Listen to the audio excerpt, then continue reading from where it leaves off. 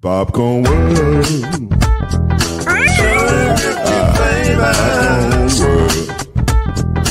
Popcorn World. Yeah.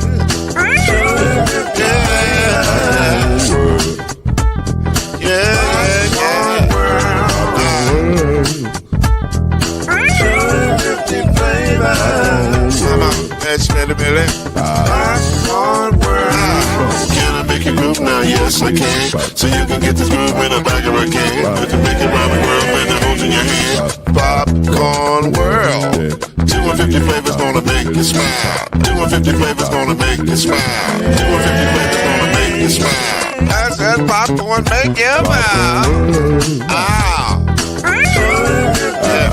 Popcorn World. Popcorn World. Popcorn World. It's a popcorn world. It's a popcorn world.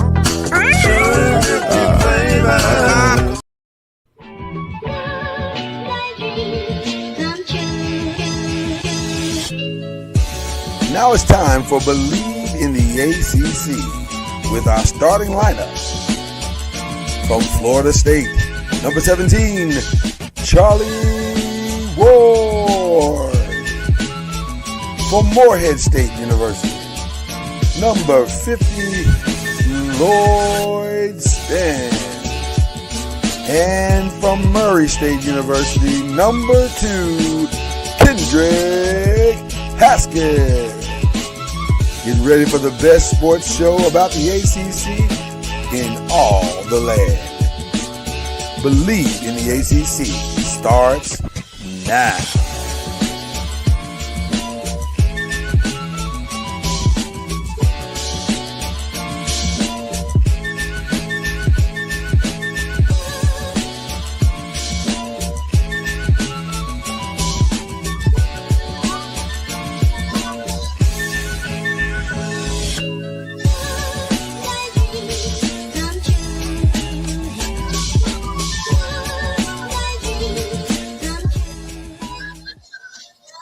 Something's wrong with my whistle. Why is it still going on? Okay, there you go. I was like, what's going on? I'm hearing it again. It's crazy. Something's wrong with my whistle. It's like I got some lint in my throat or something. I don't know what's going on. You told me today was going to be a funny show, and you are off to a roaring start. Listen. You have no idea, brother. You have no idea. The old man in me is kicked in with his drawers on. He's like, "What else going on in here?" And I'm like, "Hey man, calm down. It ain't that serious, brother." But he's here. He's for sure here. What's up, man? Kendrick Haskett. Oh man, he's in the building. Oh, my senior moment's been happening. My senior moment's been happening all morning. Yeah, while I'm doing the show. Well, I set my pills down. Yeah. And then I set a bunch of other stuff down in the same spots. So I got pills all over this desk. Yeah. And really, you could have stopped that story at I set my pills down. And that would have been enough because only old men set their pills down. Like I've not heard another podcast with young people saying they set their pills down. So it's us. It's us. We understand we're getting older, but we don't care. We're coming to your podcast space, and you take it over. If we can find I got pills under my microphone, pills under my iPad. Okay, that's a lot of pills. That is a lot of pills. You got a lot. There's a lot going on in your house right now, Kendrick. I'm just telling you. Yeah. But I'm here for it, though. I'm here for the whole thing. I got a lot going on, but I'm healthy. That's all, and really, that's all that matters. That's all that matters. That's all that matters. You're healthy, so there you go. Listen, this is a mashup show. At this point, come on, they're all mashup shows at this point. Y'all just have to, and understand. We're gonna talk a little Believe in the ACC. At this point, it's more of an NBA show.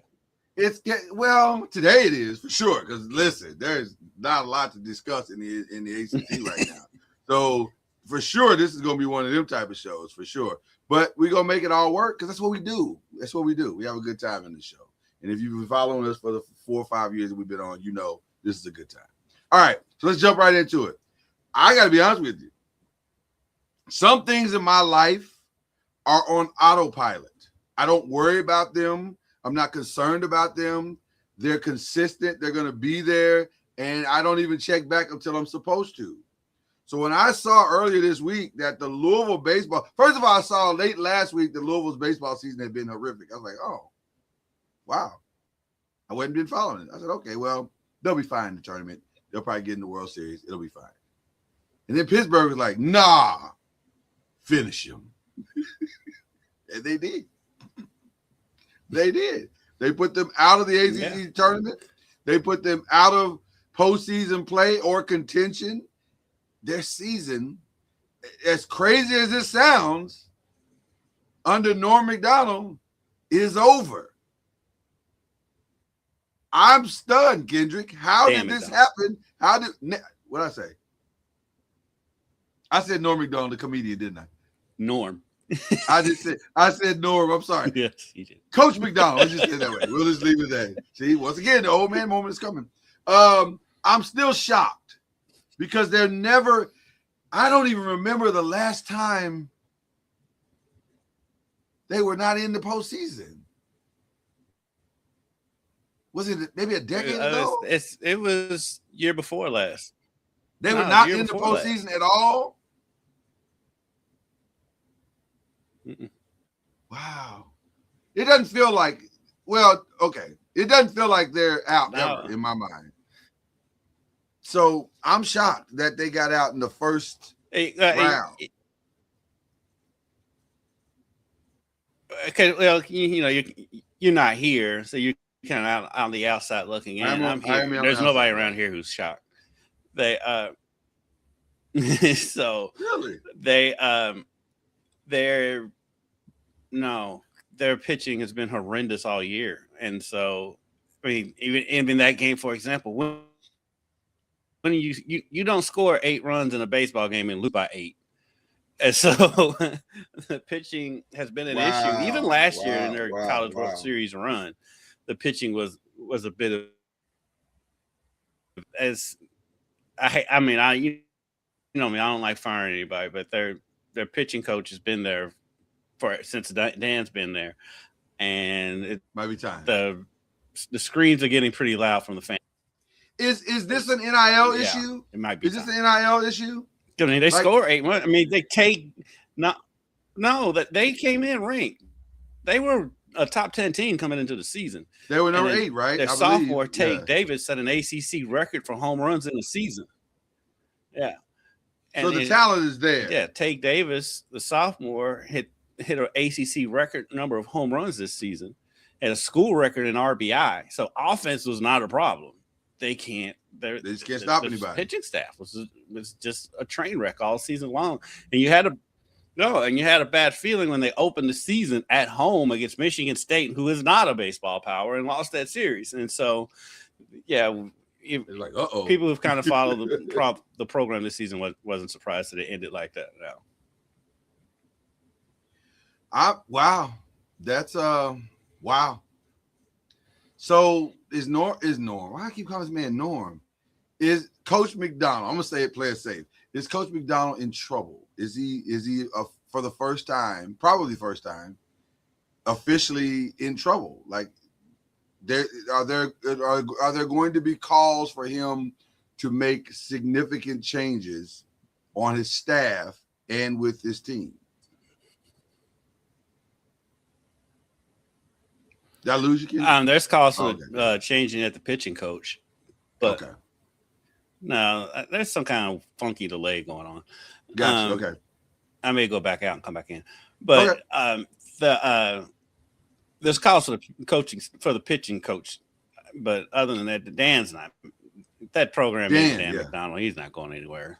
Like, if there's the two probably most safe coaches on campus are Dan McDonald and Jeff Walls. So they're not going anywhere. Well, I guess the reason why I asked is because I know he's up for contract a new contract, which is crazy that they're all up for contracts at almost the same time. It's crazy. But I know he's up for a contract, and you got to pay him, right? Like he's the most successful coach on that campus, like right now anyway. So you have to pay him, right?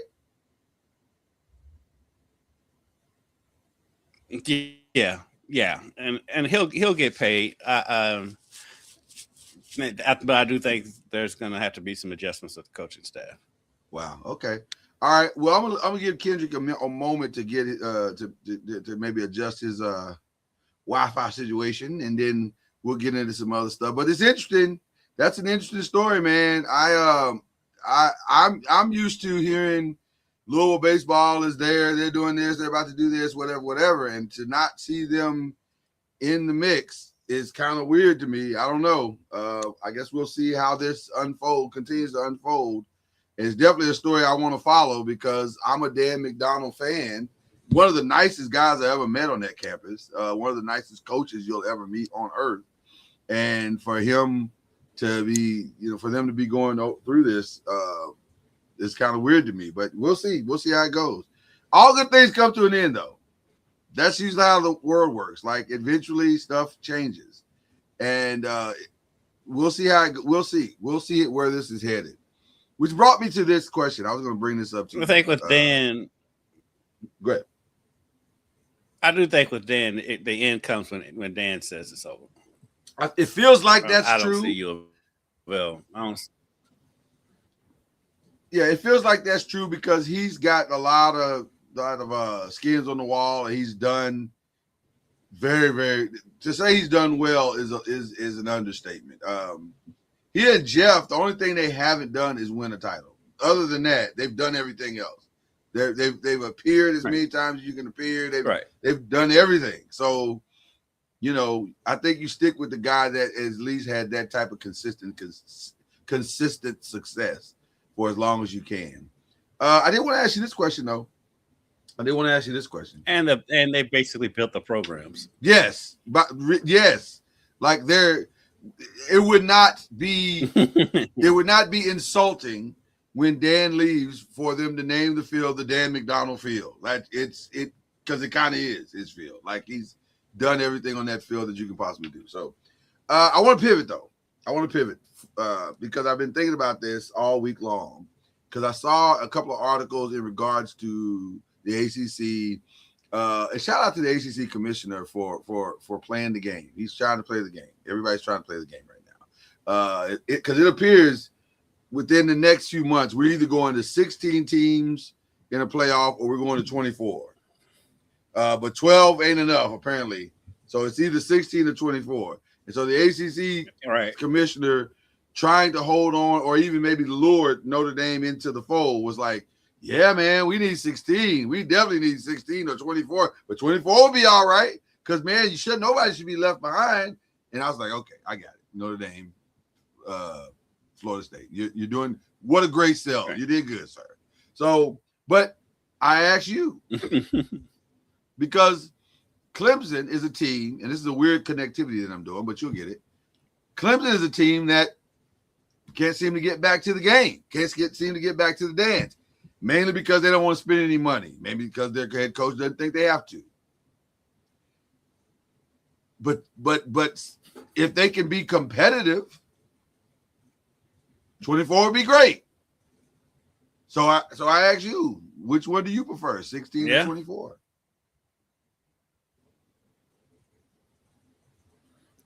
8. It does not need to be either one of them. 8 is fine. 8 is plenty. Too many now. I mean, these games, these opening round games are blowouts as it is.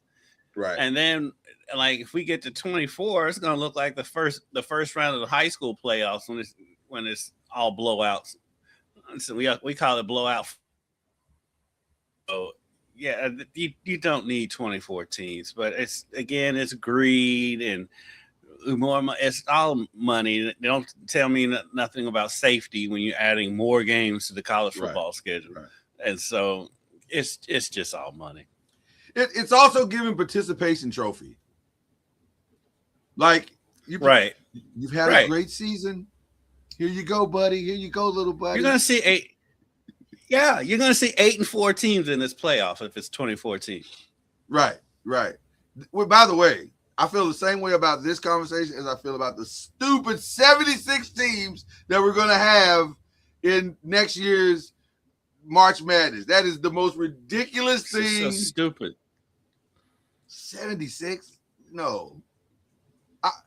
Only thing I need 76 of is $1 million. Other than that, yeah, Chelsea Clinton. Just a joke works every time.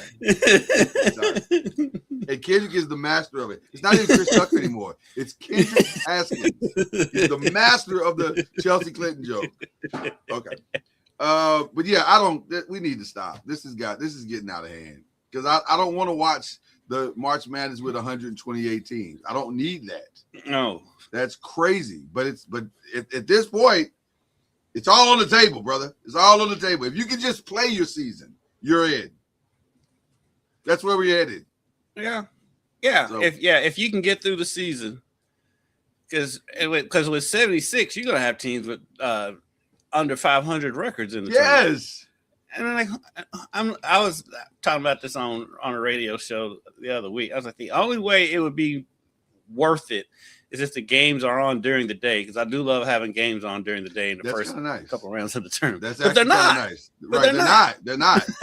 Like, I'm not watching this crap at night. They make me wait till the night to watch Fordham take on LaSalle. What are you talking about? In my life, I've never wanted to see Fordham and Marist. So what are we doing? Marist. What are we doing here? Jesus. Okay. All right. But so if it gets Murray and Moorhead into the tournament, we're all in. This is the greatest tournament. This is the greatest tournament of all time. 76. I'm always supported 76. What are you talking about? I've been there since day one, baby. I've been there since day one. Shout out to 76. Appreciate y'all, man. Presented by Phillips Gas Station. Phillips and Skittles. It'll be Phillips and Skittles that'll present it. Taste the rainbow. Okay. So there we go. Okay, let's get into some NBA. And there cannot be a more perfect time to start talking NBA than look at that timing. Mr. Orange and Blue Skies. But you know what?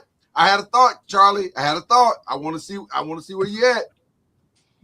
Because technically, you can't be all orange and blue skies. Technically, you're gonna have to be a little bit of black and a little bit of gray in this thing, or silver. Because you play for both. So who you root for, Charlie? And also, good morning. Good morning. Well, I'm rooting for both to get to the NBA Finals. Okay, so let's assume they both make it. Then what do? Then I can't lose, but I'm. That's the greatest answer of all time. I can't lose. I've already wanted that point. But of course, I would like for the Knicks to win because it's been a long time since the Knicks have won. That's true. A championship. That's true. That is very true.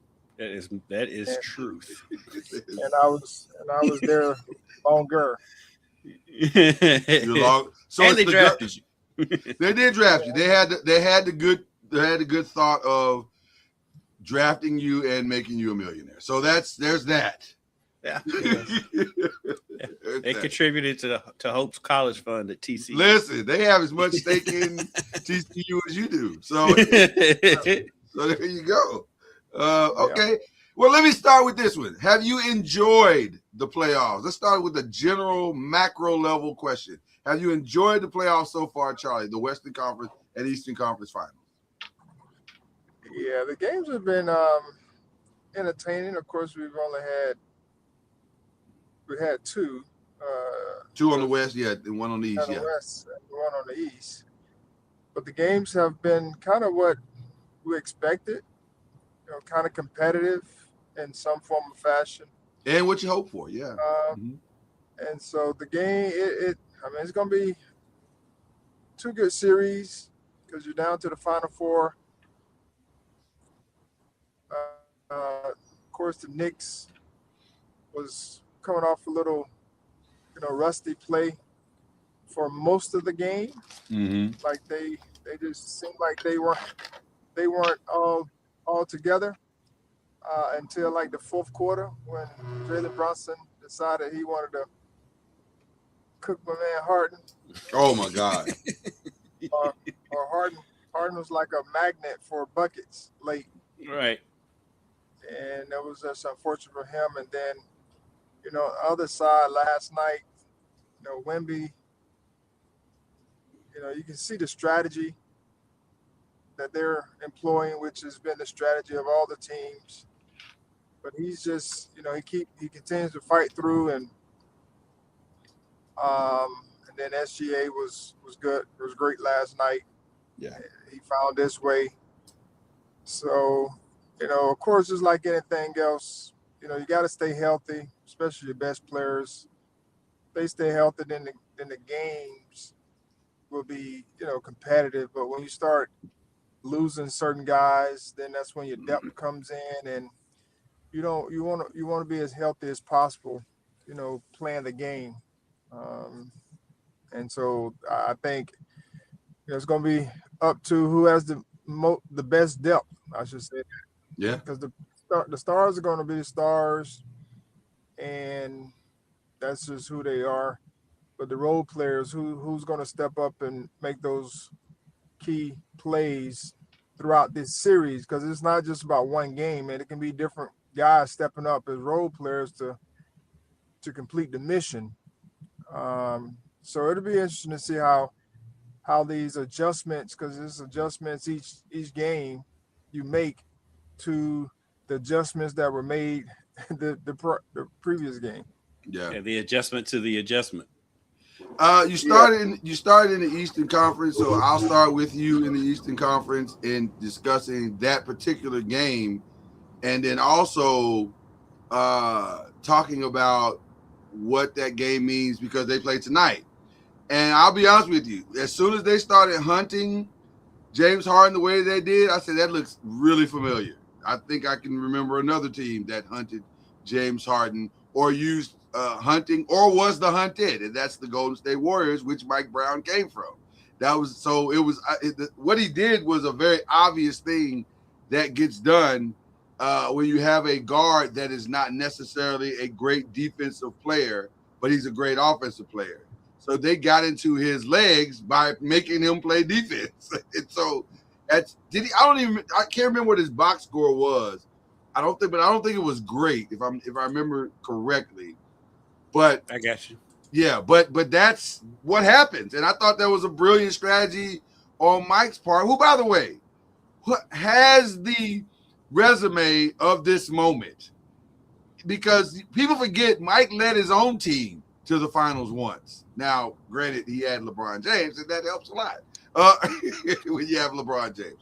But he's been to the finals a lot, so he's not scared of this moment as a coach, nor is he going to miss at the understanding of the strategic moves and the chess moves that need to be made in this moment. Now, you can't be going down by 22 every game. That feel like a 7 minutes left. Right, with 7 minutes left, I don't think you're going to win most of those games if you keep doing that.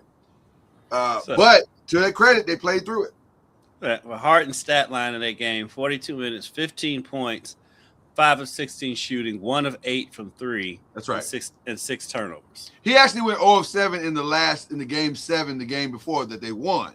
But he was plus 31, so I couldn't really be mad at him because he was making all of the right plays. His shot just wasn't far. Well, he was in that game, but they were up. They won by 30. So they won by 100. So right, yeah, it's hard to say. Oh man, he was dynamic. I'm not gonna say he was dynamic, but he was. But he did. When you're plus 31, it means you're doing a lot of the good things that you're supposed to do.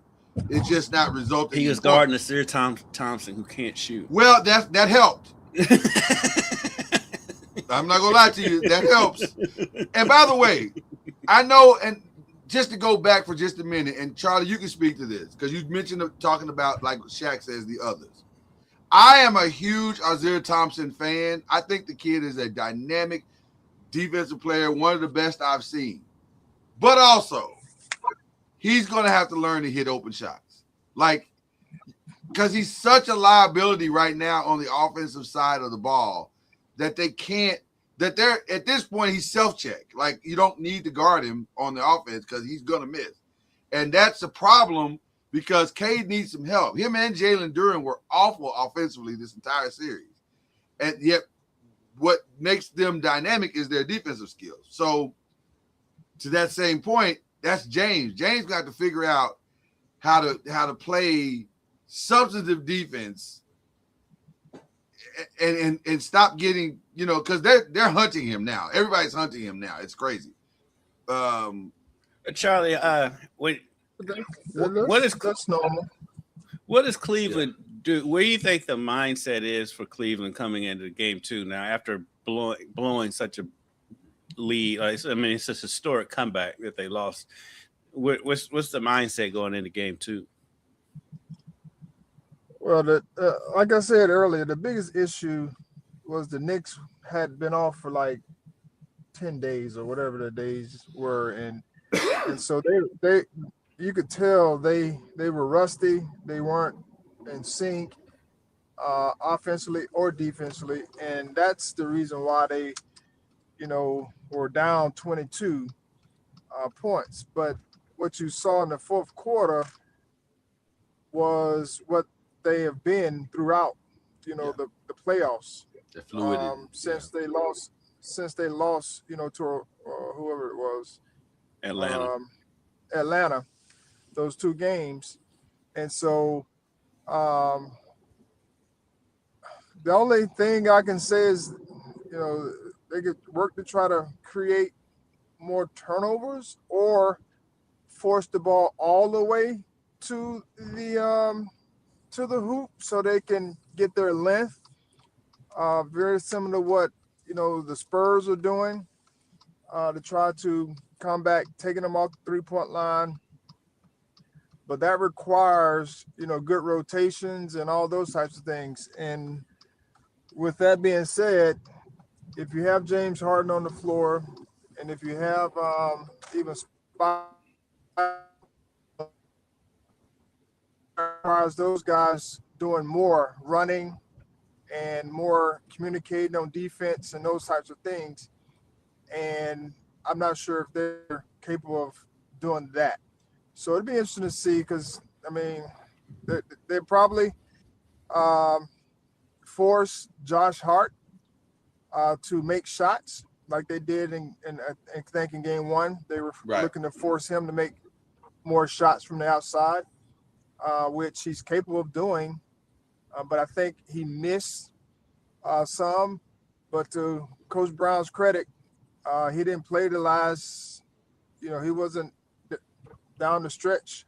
And they brought in Shamet, who is a shot maker. And, you know, if you leave him open, that's a different story. Yeah, he's going to knock it down. He's going to knock it down. So that was, to me, that's part of the chess match and in-game, all those types of things. And in the playoffs, and even it shouldn't be just playoffs, but, you know, if you're trying to win the game, all your guys have to be prepared and ready for it. And then if you're not on the floor and you're supposed to be on the floor, you know, you have to accept that role at that moment. Because like tonight, it could be Josh Hart who's on the floor. Right. And he has to produce, you know, a certain way because it's a different game. Mm-hmm. I think the biggest thing for me, my biggest takeaway from that game was they're up 22. So now you don't have to force scores anymore. They now have to make plays and play defense and get stops against you. You don't have to force scores. And if you're up 22, your biggest advantage now is time. So now let's stop rushing shots. Let's stop coming down shooting inherent threes, and let's just play in the clock and let the clock be your best friend. So let's limit their possessions by getting quality possessions ourselves. At worst, you run their legs into the clock every time down. At best, you run their legs into it, and you've made a quality 2, which keeps it even, or you quality 3 makes you +1. So I didn't understand the shooting of the threes, because they ended up shooting 53s in that game. And I'm like, you're up 22, you don't need 53. That seems crazy. So at some point, you got to call the dogs off, keep scoring, and stay aggressive, but not to the point of just throwing the ball up and wishing for a prayer. That's crazy to me. Speaking of calling, at some point you can call a timeout when the team's on a 40-9 Also, it's okay to stop the momentum of the other team. That's allowed. That is allowed. Oh, they're doing well. Timeout. Yeah. They've scored 15 straight points. What's that, Charlie? I mean, all those are probably true assessments of the game, and I'm sure they'll look at it. But you also got to look at that they just came from playing 7 games in a hard-fought series. Yeah. And fourth quarter came around and everything picked up, even more. Yeah. And so you could start to see some of that as well. Guys not moving as fast as you would like for them, and they start settling, because that's normally when you're tired, you start settling. Mm-hmm.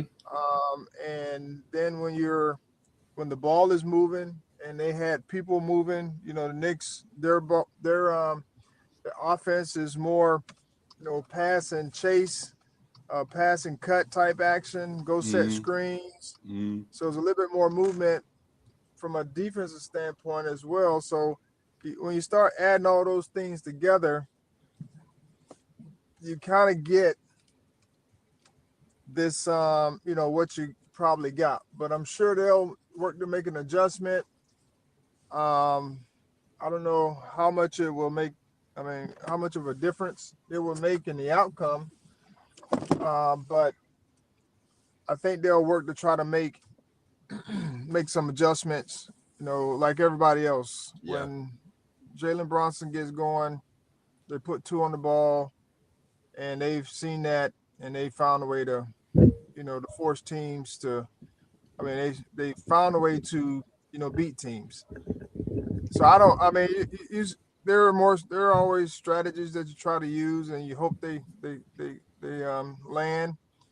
But I mean, at the end of the day, they have their share of wins in the series, because they'll make adjustments, especially when they go home, and energy and all those types of things. So it'll be interesting to see. Well, speaking of adjustments, the biggest adjustment last night, from my perspective, in the OKC Spurs series was they realized that they had another 7-footer on the bench. I was like, oh, we got this dude over here. He's got 6 fouls. Let's put him in the game and see what happens.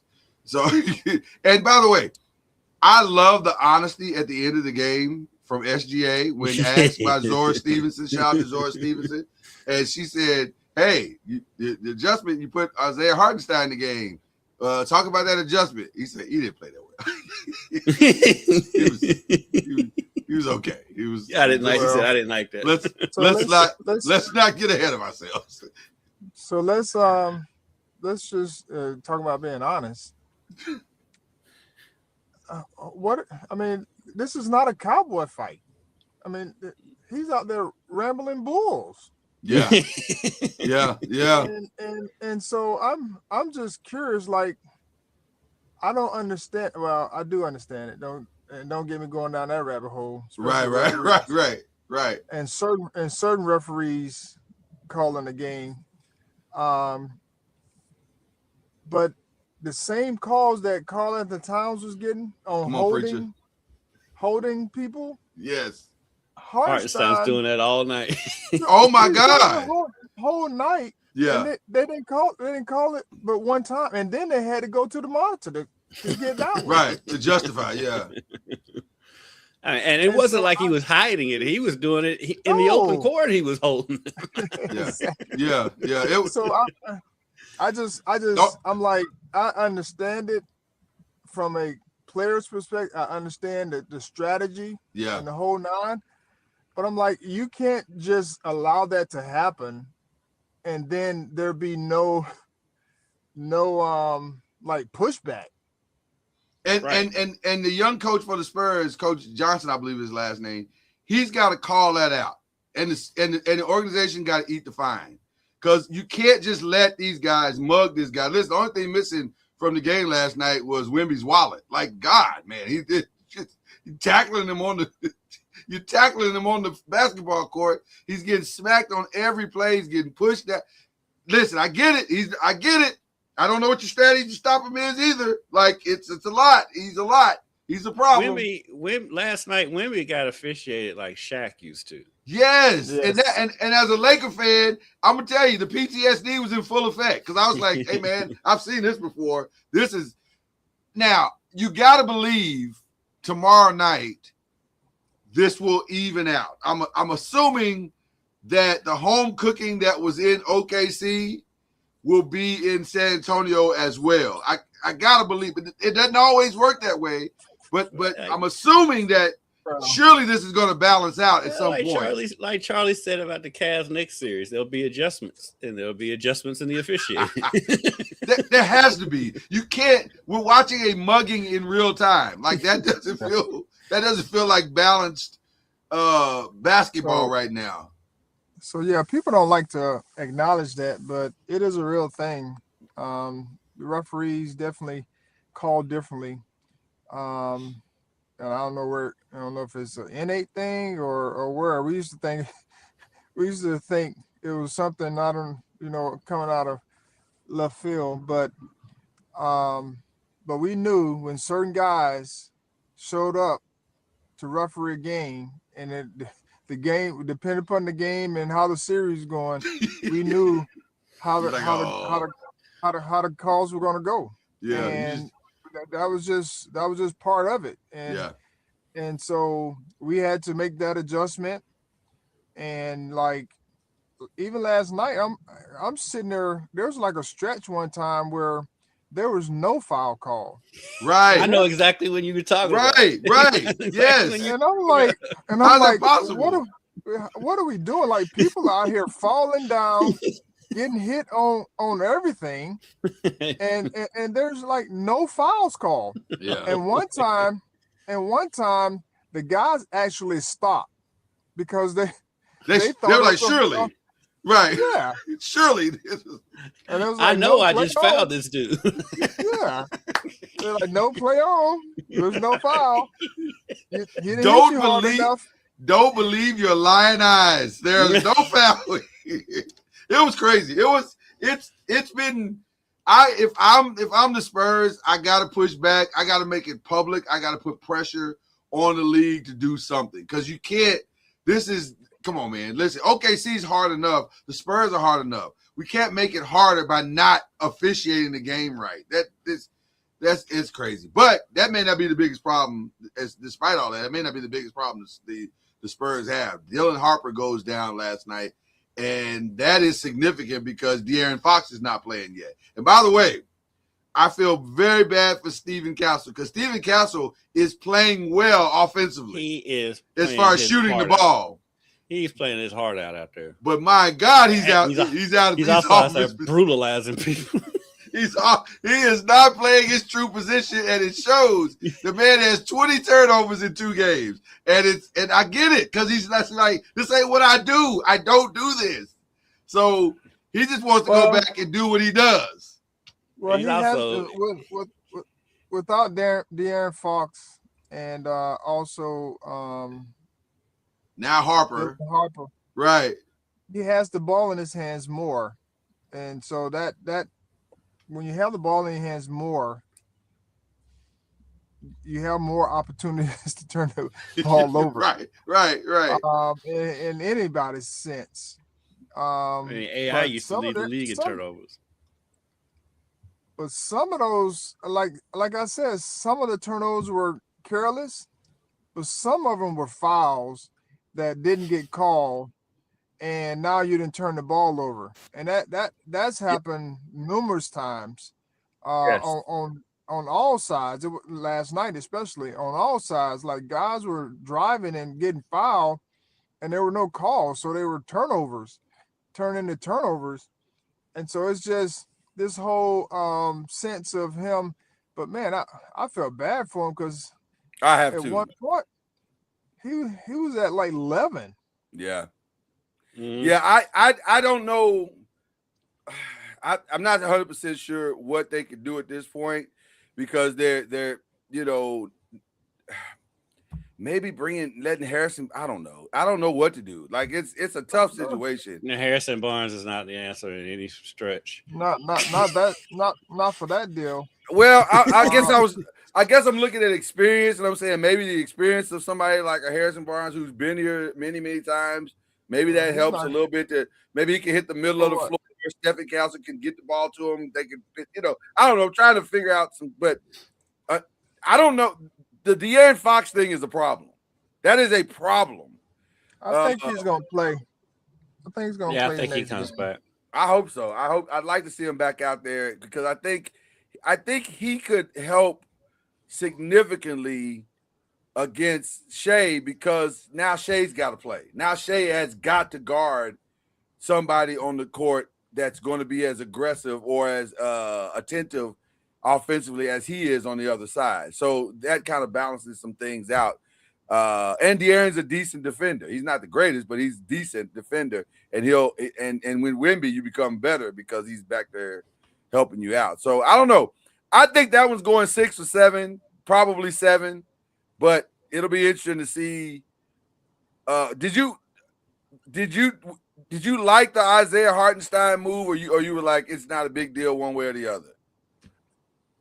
What you mean Hartenstein move? Having Hartenstein guard Wemby more in game 2.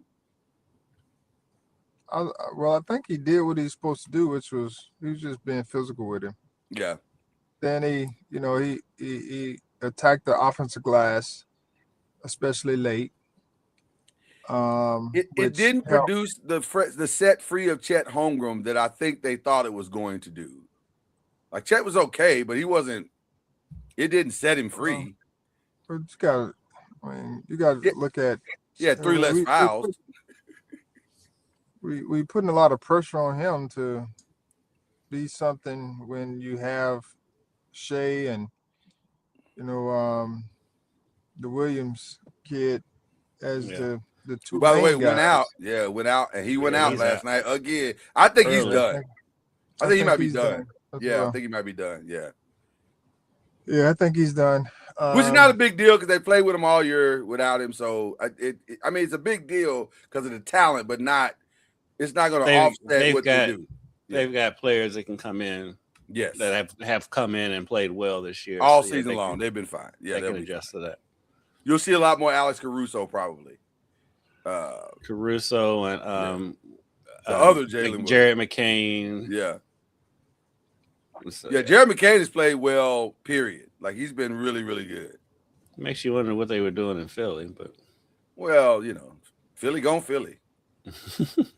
Casey Wallace gave him some good minutes last night, too. He did. 12 points on 4 of 6 shooting, 4 of 6 threes. But also, I'll say this. Now we're on the road, and you know what happens to the role players a lot of times on the road. That shrink back is real on the road. So it'll be interesting to see what goes on with all of that. But listen, the conundrum of Charlie Ward is in full effect right now. He's cheering for everybody. Or more importantly, he's cheering for there's two teams he's not cheering for. Well, he's cheering for the teams that he played for. So the organizations that he played for. But I can't wait to see the Spurs versus the Knicks because I can't wait to see what are you going to have a shirt made that has half Spurs and half Knicks or what he's gonna have like the 2 in silver and the 1 in orange. Exactly. He'll come on the show orange, black, silver, and blue skies. Orange, black, silver, and blue skies. So I'm happy for you, Charlie. I don't know. San Antonio's got literally every color in the rainbow in their color scheme. So he can wear a Knicks jersey with just San Antonio written on it. It'll make I'm sense. sure that colorful jersey thing means something. Charlie, can you explain that? Because I don't know what it means. Must be a Mexican. It's Mexican something. Oh yeah. I forgot about. And Strong like the population. Spurs Yeah. original colors were that before they went to the black and silver in the 90s, I think. That's a weird choice. Let me just tell you. Looking at those colors together, I'm like, that feels... It looks like the 90s. Well, and it also feels drug induced. Like it feels very drug induced. Like, you know what we should do? Like, I don't know. I just don't see those colors going together. But okay, yeah, they try to legalize psychedelics. So. Yeah, they have very much so. They have. The rest of the league is not concerned about what the Spurs, Knicks, Cavs, or OKC are doing. They are trying to figure out how they're going to solve their own problems. And the biggest problem right now that is thundering down the pike is that it appears that the Milwaukee Bucks are going to make a decision on Giannis sooner rather than later. Like it's going to happen.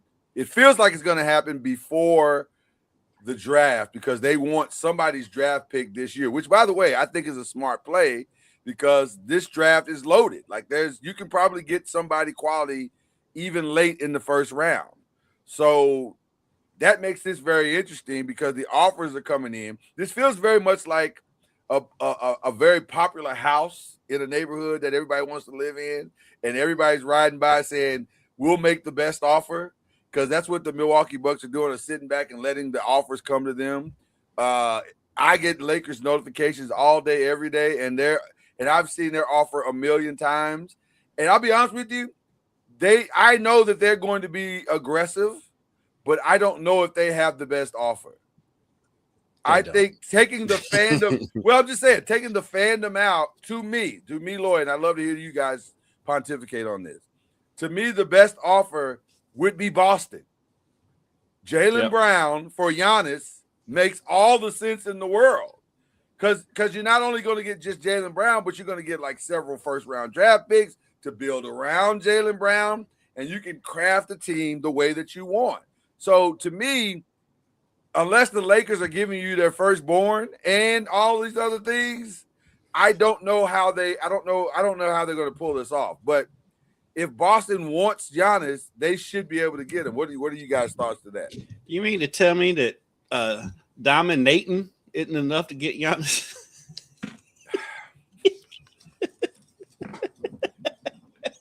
I'm so mad he has that chain. I'm so mad that he doesn't have good friends in his life that couldn't talk him out of buying that chain.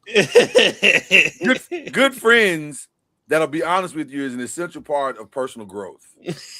You got to have DeAndre Ayton.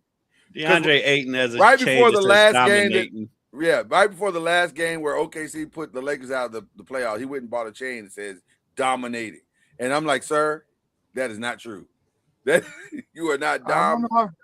How much did he spend on that chain? Because I could use that money. And there it is. Champions Ranch can use that money. Shout out to Champions Ranch, who needs that money. Yeah. Put your money in good places, DeAndre. 100. That is my point. We spending all this money on a chain. Yeah, he didn't need it. That ain't true. At all. Let's be clear. At all. No. At no point in his career has he dominated or aided. What is he dominating? He's dominating dumb statements like when he said that coach was crazy for trying to play him like Clint Capella. I'm like, you are you're not even as good as Clint Capella. You're nowhere near good as Clint Capella now. At least Clint Capella is consistent. And Clint Capella is 40 years old and still right. What are you talking about? It's the delusion for me. It's the delusion. Like, sir, I'm gonna need you to get some good friends and get around them uncles that you don't want to be around, but that always tell you the truth. Because Uncle gonna tell you the truth. Listen here, boy. The game ain't nothing. Your game is trash. It's terrible. You look awful out there. So what? So how many years does he have on this contract? He should be he has a player option, or the team one of them has a player option. They're not going to bring him back though. He has played his last game as a Laker for sure.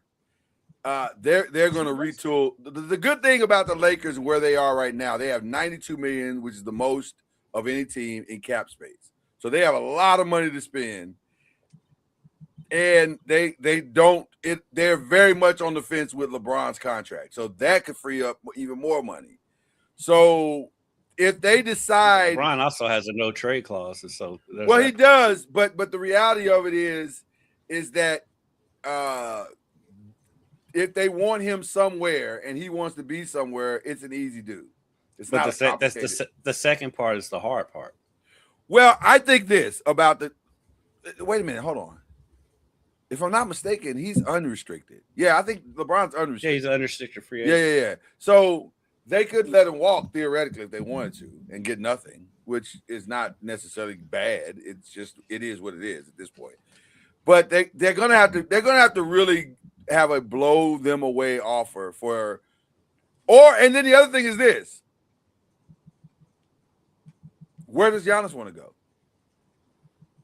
Because he's under contract. So you're taking the contract on wherever he goes. So you got to decide. He's got to decide, I'm going to resign here. I just can't see any scenario unless there's like a mammoth 3 or 4 team trade that gets Giannis to the Lakers. Maybe. I don't know. It'd have to be. Lakers don't have the pieces for that. But I think it's not even about that. I think you're looking at it the wrong way. They spent $10 billion. Mark Walters spent $10 billion. Okay, you can spend all you want. If you don't have pieces that Milwaukee's going to want, it doesn't matter. but when you spend $10 billion, you get creative. You're going to have to get creative. And you're right about the 3-team deal. It could be a 3-team, 4-team, whatever. But what I'm saying, he's not going to leave the table until he's exhausted all possibilities. Because I spent $10 billion. What I'm not going to do is not have a complimentary part to the Dodgers. I'm trying to dominate the winter and the spring in LA. That's what I'm trying to do. And that's what he's going to make a run. They're going to make a significant run. They're going to build a new team completely from the ground up. Will Giannis be there? And by the way, let me also say this. Don't even know if Giannis is the best part to go get. Not even confident in that anymore. I think there's a lot of other paths that you can take if you're the Lakers to build the type of team. I don't know if I don't know how he fits with Luka. I've been wondering the exact same thing. And so, I mean, it all sounds good on paper, and does it though? Look good on paper, yeah, because you got all stars. Yeah, you got names. So that's what I mean. So it's not like it's a bad look, but when you start looking at fit and who's deferring and all those types of things at a certain time, and you have those issues that you have to deal with, and then who do you pair those guys with? You say, well, if I can get these 3, I'm talking about what's his name? Austin Reeves. Reeves. I mean, if you say these are my 3 guys, then who are you going to pair them with? You say, well, I can go pair them with anybody. Yeah. Because maybe those guys are making all the money, and we'll just go get a few guys here and there. I don't know if that can work in today's NBA. You got to have quality players that kind of fit what they're doing. Yeah. And so it'll be interesting to see, how they do it, because the difference between baseball and basketball is there's a cap. It's the salary cap. No cap. That's exactly right. And baseball, you can go get all the best players. You just go buy them. Mm-hmm. Yeah, and it's okay. But in basketball, that's not always the case. And so it'll be interesting to see how they put the team together. But if you have resources, you can at least have a chance to put the team together. The thing that makes me nervous about the Austin Reeves thing is that you're committing to a very specific concept of basketball, in that you're saying my backcourt can't guard anybody. So we're going to try to beat you with 3-and-D guys, right? And a quality center or a decent center, and hope that that's enough because our backcourt can score with anybody. So if that's true, and by the way, this last year, Austin Reeves was fantastic. In his contract year, he was fantastic. But he and Luka are a liability on defense. So how that works out, I don't know. Like, you know, it's an interesting thing. I don't love that, if I'm being honest with you. I would prefer Luka having a backcourt mate that can offset what he does and maybe hit shots, wide open shots, and this, that, and the other. I'm more Steph to Clay than I am James Harden to Kyrie, if that makes sense stylistically. So we'll see. But here's what I do know: a man spent $10 billion. He wants a winner, and he's going to try to do whatever he can to put a winner out there. And I don't think he's opposed to overspending but he wants to spend his money the right way, and he has done that with the Dodgers. And so you assume that he'll do that. He what's really cool is that he tore the whole thing down, the Lakers organization down to the studs, and said, okay, here's what a quality run corporate organization looks like, not a mom and pop. Yeah. But I'm just looking around the league, and like, I don't know what team you throw together, no matter what you do, that's going to, if you're the Lakers, that's going to beat these two teams playing in the Western Conference Finals right now. Well, and the players that they need may not even be in the league yet. Yeah. Because these two teams aren't going anywhere for the next 10 to 15 years. But the problem to that is the Lakers have never been, in his last 20 years, not even 20, I'll say the last 10 years, the Lakers are not willing to take it out and go wait for those players. They have not shown any inclination that they're willing to do that. Maybe they will now with no ownership. Well, that to me is a better strategy, but I don't think they'll do it. I just don't think they'll do it. There's something about the whole LA thing about winning and the pride of winning, and you know. But again, though, maybe that'll change now that the Buss family's not running the team. Maybe it should. I'll say this: I'm on board with what you're saying. Like, I think it might not be bad. It might not be bad to tear it down a little bit and then rebuild it that way. But the only question I have with that, though, I mean, I do think that's probably the best solution. Maybe, but the problem is Luka. That's what I was going to get to. Yeah, how is Luka going to be Luka long enough for a rebuild? No. The answer to that is no, because he's had hamstring issues like the last 3 years. Yeah, and so you got to maximize this because you made that trade. You now have to maximize this window. They're in such a purgatory because they made a win now trade. Yeah. Without win now players. Yeah. And so but now this offseason has to be about who can we get that can fit around these guys so that we can win now. And that's not an easy get. But it'll be interesting to see if they can pull it off. I mean, you know what, money, it may not be a bad idea for them, and I think you get on board with this. You trade Austin Reeves to get up into the lottery, if you can. I can do that. Mm-hmm. Reeves and whatever else, because you're not going to trade Luka. You can't trade LeBron for the most part. Right.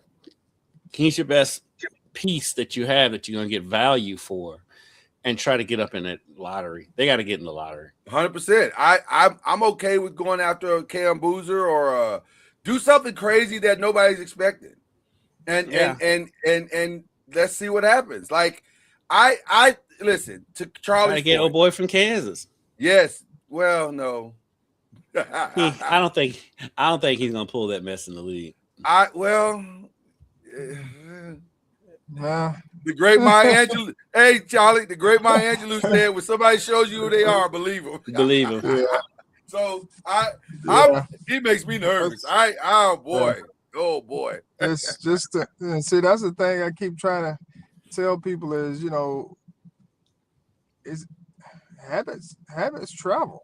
Yeah. Like we say we learned and we grow, but when you have habits and mentalities, at any given point, you can change, Yeah. but it's hard to change. Yeah.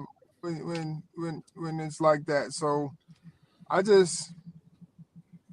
agree. I'm kind of hesitant on him just because his mentality, especially if you have others that are very gifted, very similar, and their mentality is totally different. I rock with those guys first, in my opinion. Charlie, can I make a prediction to you and Kendrick real quick? Mm-hmm. I think he's going to draft. I think he's going to drop in the draft. I do. I know nobody's talking about it. Nobody's saying anything about it. It's very quiet around him right now. But I think he's going to drop. I think he's going to scare off some GMs. The talent is undeniable. There's no question the talent is there. But do you really trust it? Do you really feel like – and by the way, Kendrick, to bring it back to a local situation, Mikal may drop too. Like, it's the same story. Like, availability is a big deal. You have to be out there. I think the possibility of Peterson dropping is a little bit higher than Mikal. 100%. Mikal had that back injury coming in at college. 100%. And so you do wonder about it health-wise. But who I would go get if I would try if the Lakers are able to get into the lottery? Yeah. Even it would be super hard. It's Caleb Wilson. Oh my God. That would be a gift from the Lord. I love Caleb Wilson. I like him. I like this kid out of Illinois is sneaky good. It's hard to say somebody's sneaky good when they have him projected as a number 5 pick. Right. But Keaton Vogler, he didn't see him that because it's Illinois. Yeah. But I think he's going to be a very good player in the draft too. My 3 plug and play players, meaning that they're NBA game day, game 1 ready to play. Yeah. Caleb, I love Caleb's game. I think he's going to be phenomenal. I think A-Cuff is going to be. I've spoke ad nauseum about A-Cuff on this show. I think he is the real deal. And then I love. I'm having another old man moment. We said Caleb, A-Cuff, and then who's my third? There's another one. Boozer. And I love Boozer. I think those 3 guys are ready. They're ready to come in and contribute right now. Hold on. Yeah. Them your only 3? Those are my top 3. I know what you're saying. DeBonsa, okay, yes, he'll be great. He'll be good.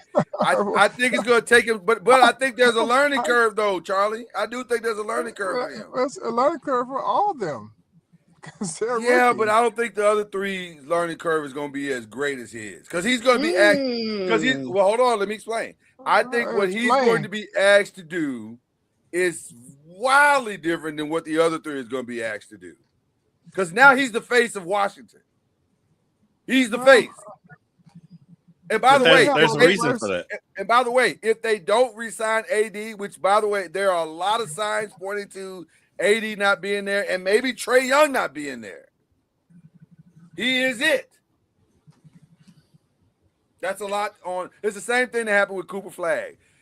As the year went on, Cooper Flagg got better and better and better and better. Yeah. So you saying Cooper Flagg was not NBA ready? Those first few weeks weren't great. They were okay. Lord, he's a rookie. They're all rookies. What are we talking about? They're all rookies. That's what I'm saying. Yes. What are we talking about the first few weeks? I'm saying that DeBonsa is going to have to fight uphill because he's going to a bad team. So that's what happens. They're all bad teams. That's why they're in the lottery. That's okay. But are you saying Most of okay? those Hold on. teams- Hold Most on. of those teams are in the lottery for a reason. Right. Are you both sitting here in the saying lottery. to me? Hold on. Are you both sitting here saying to me? Because I love the guess what, Lloyd? But let's be real. You're saying to me that if Acuff goes to Dallas, that team doesn't almost instantly get better. That's a better team. Well, I mean, That's a better team. You can say that about the Bonsa too. I would not say that about DeBonsa going to Dallas. Well, yeah, I would. Yeah, I would. No, they would not get better. They don't even know who their coach is right now. They don't know who their coach is now if they get Acuff. It's the same thing. It's not the same thing because Acuff and what Acuff does and what Cooper Flag does naturally fits together. What DeBonsa does and what Cooper Flag does not naturally fit together. It's the same thing that Charlie Ward. The same thing that Charlie Ward said about Giannis and Luka. No, I agree with it. I agree with that. Yeah, but I mean, but if you put Acuff on the Wizards, they're in the same situation. Yeah, they're not. I'm not saying. Let's take the Acuff thing out. That was just for a specific team. I don't even know why you brought that part up. I'm saying I think DeBonsa. No. I think with DeBonsa, it's going to be a challenge. Listen. You're not talking about a guy who's going to lead this team to a playoff game in the next 2 years. They're probably 4 or 5 years away. That's because it's the Wizards. That's the point I'm making. It's not. It's but not you can make that about anybody in the draft, though. No, because it's the Wizards. No, yes, because it's the Wizards. No, you're talking about going to the Wizards. I'm talking about the teams that are the guys that are going to whatever team they're going to. Nah, I'm confused. I know you are. That's what I'm saying because we're having two different conversations. I'm not talking specifically about the Wizards. I'm talking about all of the guys that are going to land in their spots. The ones that I think that are going to land in good spots, Caleb Wilson will land in a good spot. Good in the sense of the pieces that are there now complement what he does. He's projected to go to the Bulls. There's no compliments there. Caleb Wilson. I don't see the Bulls taking him. I don't see the Bulls taking him. Yeah, they will, unless he gets picked before that. Unless he goes to the Grizzlies. I can see now that's a better fit. Is it? Well, listen, they need talent. That's your team. You love the Grizzlies. I love Ja. Okay, I've stated this multiple times. When Ja goes, I go. and by the way, well, to that point, that may be the single sneakiest offseason move of the entire offseason. Like, if Ja understands the moment that he is in, which is this is a make or break year for you, this is a redemption year for you, you have to go and perform and play nice, or else that could be, and he can get back to being Ja. That could swing that could be an interesting swing for some teams. Now I don't know where he's gonna go. Where would he go? Does he go to the Bulls? That's a lateral move though, right? That's not even Yes. That's not even a lateral move to a team with tradition that really only has about a decade of tradition to begin with, because they was terrible before Mike got there. 100%. And then here's another interesting one. What happens with Kawhi? Do the Clippers still keep hitching their wagon to Kawhi? Or at some point I think with Pablo Torre winning a Pulitzer Prize for the stories he did on them, they've got to come up off of that one. I'd get away from that as far as they need to go ahead and part ways. You need to reset the room on that one. I mean, hey, they could be, the Clippers could be in play for Giannis. It's not bad. That's not bad. It would help tremendously. But they can't pay him like they pay Kawhi. They can't pay him with advertising. You think Steve Ballmer can't pay him? No. He can't pay him. He can't. Right, that's what I'm saying. He can't cheat to pay him like he did with Kawhi. I mean, if you're the Clippers, I ask y'all what y'all think. If you box Kawhi and that number 5 pick to Milwaukee for Giannis, Is that worth it?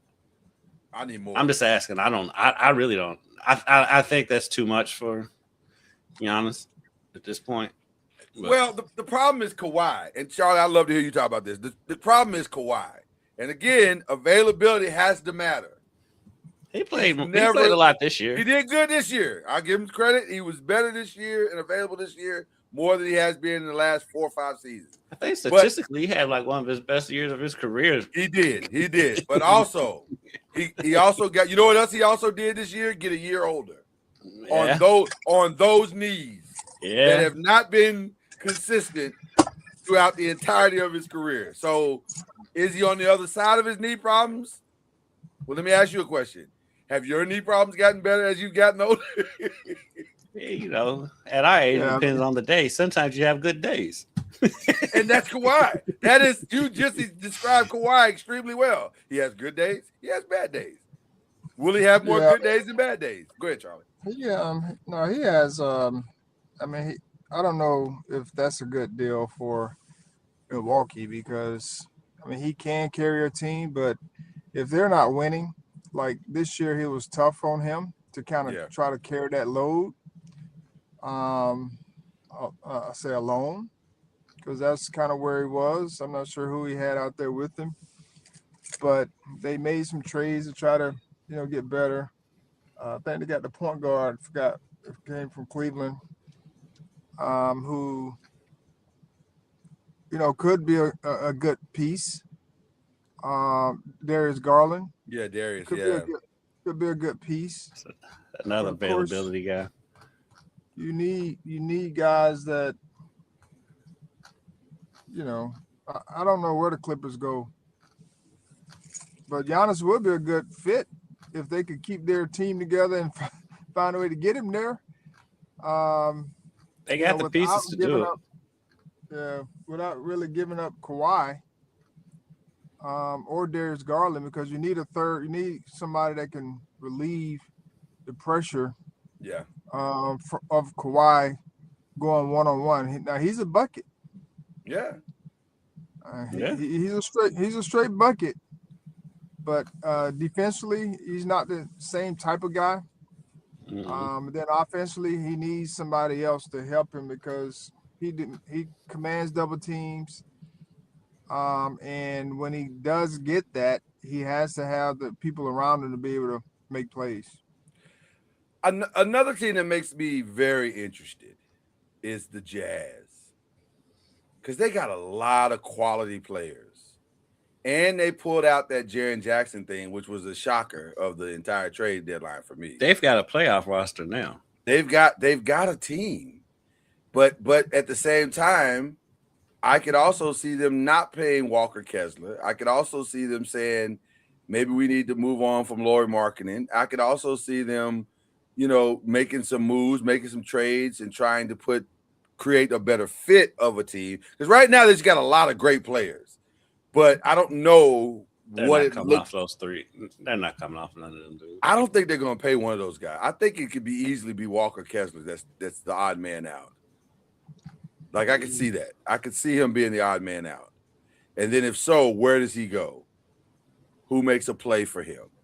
Lakers need to. Well, listen, I've heard that more than a few places that the Lakers and by the way, the Jazz may be a little more willing to do that now that they have Jaren Jackson. They can say, "Oh, we can do some things," and we got the number 2 pick, which is probably going to be Cam Boozer, unless Cam's the number 1 pick. I can see Cam going number 1. If I'm being honest with you, hey, stop it, Lloyd. I'm just telling you. It's too early for this nonsense. I'm telling you, it could be Cam at number 1. I don't know what AJ DeBonsa did to you this morning, but there's no way that dude's not the number 1 pick in the draft. Okay. Only way he's not is if somehow Utah convinces Washington to not draft him. Let me timestamp this moment that you just spoke of, so that when it comes back, I'm gonna say, remember when you said at 114, Cameron Boozer is not going to be the number 1 pick in the draft. Okay, all right. It's going to be an interesting offseason, to say the least. But to the point that we were talking about earlier, there's so many great players in this first round. Like Like we hadn't even started talking about Yaxel Lindenberg. We hadn't talked about a Damara. We haven't talked about. Say that again. Koa Pete. ESPN. I mean, as good as that kid was, they have him projected as the 25th pick. Yes, for the Celtics. Yes, there's a lot of talent in this draft that you can get and plug into your lineup, and it'd be significant. Yeah, it'd be significant. Yeah, they have him as the 27th pick by the Celtics. I mean, if that could happen for the Celtics, good Lord. Yeah, that'd be a huge. But I think that's good for him. I mean, I think he has good upside. He reminds me of Aaron Gordon. Is it Aaron Gordon? Yes, Aaron Gordon. The young man in Denver. Yeah, Aaron Gordon. By the way, I'm hearing that he's not going to resign. That they're thinking about making some moves with him. Well, they have to do something because he wasn't available for him late in the season. Yeah, and he was in and out. When he was there, he was good.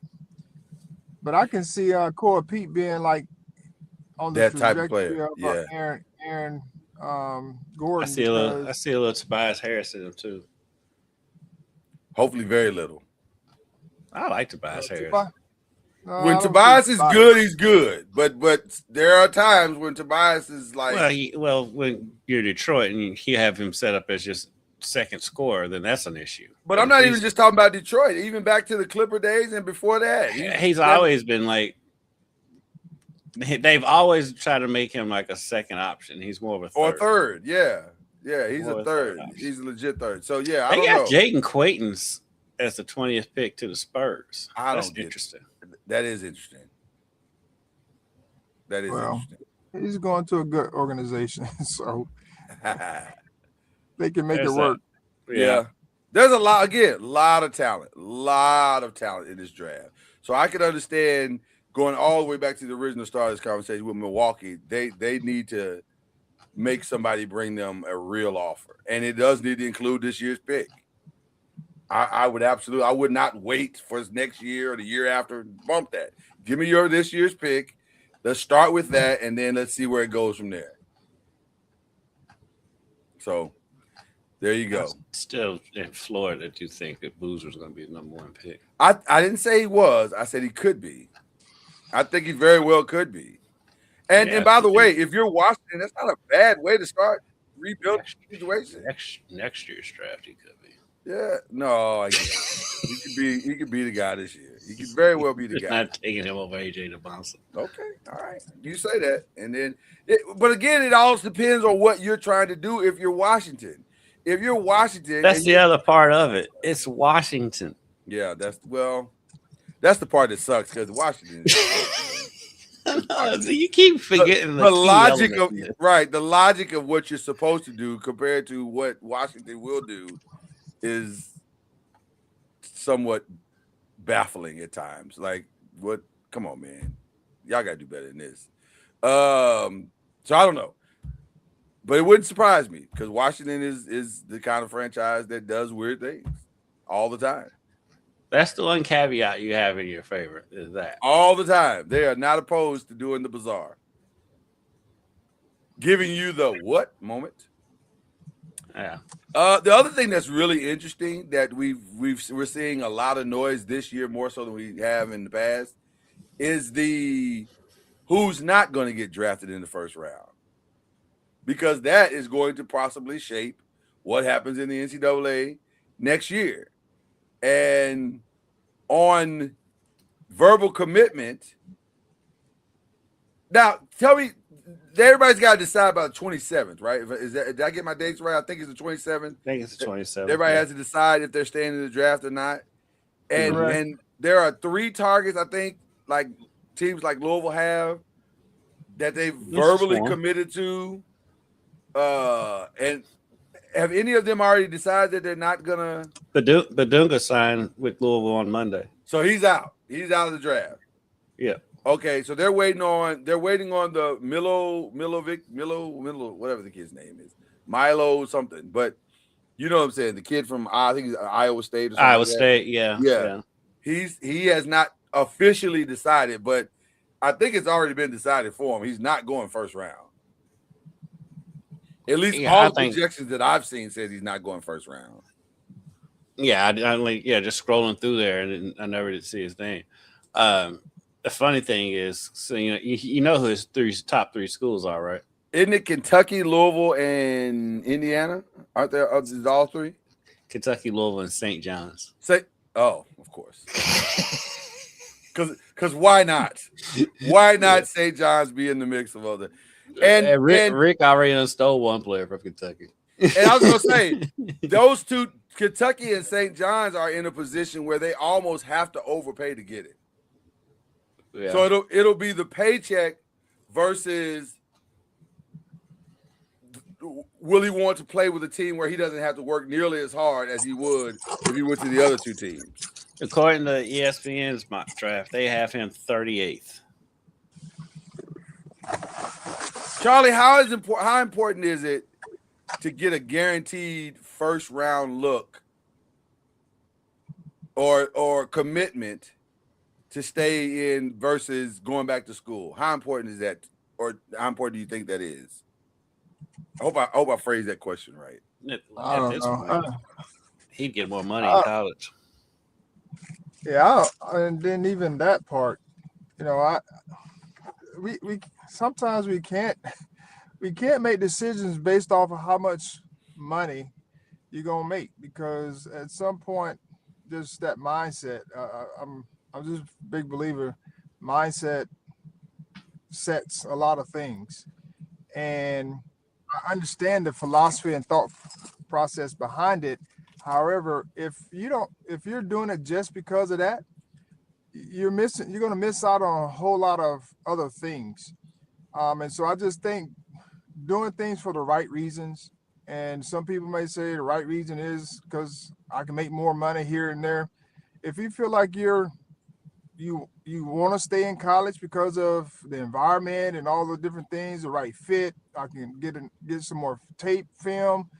That's what I mean by right things. Yeah. But some people are making their decisions based on who can pay the most, and then they go there and they might not be the best fit for their skill set. Yeah. And what have you. And so it's just go to the right place. If you think the NBA is the right place for you to develop or get your foot in the door or whatever the case may be, then do it. But I'm not saying how much money is not a factor. There has to be a factor for sure.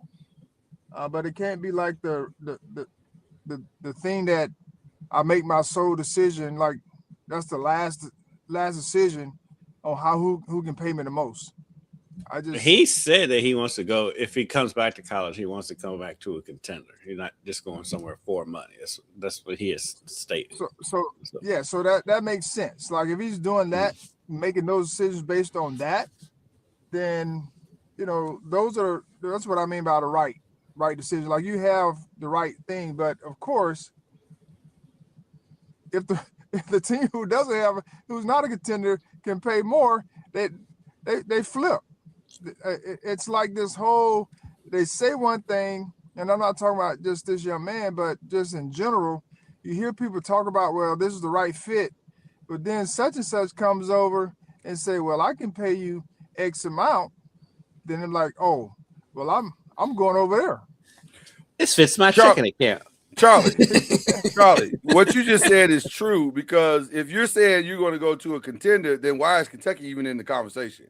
Because Kentucky would be a contender. Yeah. Kentucky's got good pieces. Will they? Kentucky's got good pieces. People are sleeping on what they got. They do have some good pieces, especially if Malachi Moreno comes back. So his game fits around.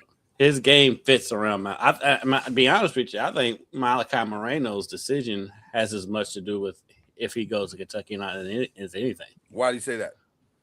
Because his game fit. Style play. You got a big in there who probably will command double teams, and you're going to get open shots. You should get open shots. And they've got guards. Kentucky's guards that they brought in are downhill guys that are going to put pressure on the defense, and he's going to get open shots. And so they're on paper. It's all on paper at this point. Yeah. Zoom Diallo is a good player. I mean, he's Otega Oweh reincarnated, and so they've got guys who can get to the rim that's going to force double teams and get open shots. And so a lot of people are sleeping on Kentucky. Kentucky's still going to be a ranked team coming into the season. Well, it was going to be that just on name recognition alone. Yeah, they've got decent players coming in. Okay. You think they're top 25? Yeah. Okay, but not top 10. No, not right now. Well, but the roster's not finished. But that's my point. If you're saying true contender, is a two-man race. If you're saying potential, okay, I'll give you that. If Moreno comes back, they very well could be top 15. Okay, fair enough. But I thought I saw Moreno. Moreno's in the draft too, right? But where's Moreno? Yeah, he's in the draft conversations, and I'm hearing he's moving up draft boards. Yeah, I'm hearing that he might not be coming back. Like he may fall into a late situation, and next thing you know, he ain't there no more. Like, so we'll see. Plus, center is as valuable as it has ever been in the NBA. Well, if you drafted Malachi, and I love the kid, but if you drafted him clearly on upside. No, absolutely. Well, that's most of them, but definitely him. That's why I was wondering, like, why is he still in the draft? He should be. He's moving up in the draft. He's moving up. There's some draft boys that have him in the first round. So that's an issue I have. Like, there's guys who are out there who've been in school longer than 1 year with talent, very similar talent, that probably could play very similar position. Yeah. He's 7 foot, though. There ain't that many 7-footers. He's a legit 7 foot. Yeah. But I mean, I think that's the key with him. Reason why he's moving up. It's like you look at him, and you're like, oh, I could work with that. He looks the part. That's the problem with this. He looks the part, and yet the upside. And Malachi's biggest issue is he just has to get stronger, which you can make somebody get stronger. Because he can step out if he has to. He can make the three. Even he made that game-winning 3 against LSU this year, and he can step out if he has to. He can rebound. He can do a lot. He just he's just raw, and so I can see why NBA talent scouts and it's like 7-footers. It's not that many 7-footers walking the earth. It's like you see one who's got a little bit of a skill set. You think, oh, I can work with that. Well, is the right decision? Maybe not. Let's look at 2 things though with that, Kendrick. There's not that many 7-footers, but also there's not that many NBA teams that can develop 7-footers well. And that may even be the bigger problem because it feels like he's going to be a late pick by somebody. If he goes first round, it'll be a late pick. So who are the teams that truly can develop 7-footers? I'll be honest with you. I don't think my Lakers can. They have not proven that they can yet. Right, so that's not a good. They haven't developed. Right, they don't. Andrew Bynum's the closest one to that. That's my point. So like the Spurs are late. They can definitely develop. They could do it. They could do it for sure. Okay, the Nuggets are late. The Nuggets don't necessarily develop centers well. They just drafted a great center. Who nobody had heard of, and he was drafted during the Taco Bell commercial. I agree, but okay. Happen. But who else have they drafted that they've developed in that position well? I remember when Dikembe Mutombo played for the Nuggets.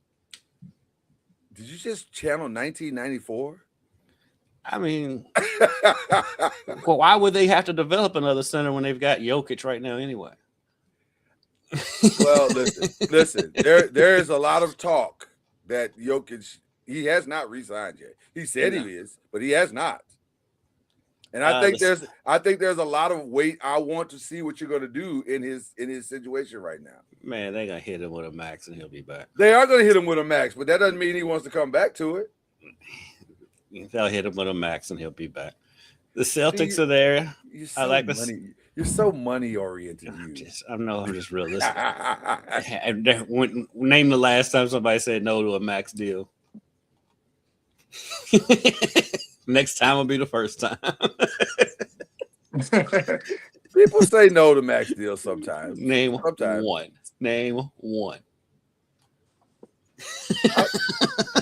Give me a minute. We ain't got that much longer in the show. I know. We got to move on. Charlie, I'll ask y'all this. Yes, go ahead. Spurs at 20. Mm-hmm. Do you take Quaintance or do you take Moreno? I would take Moreno.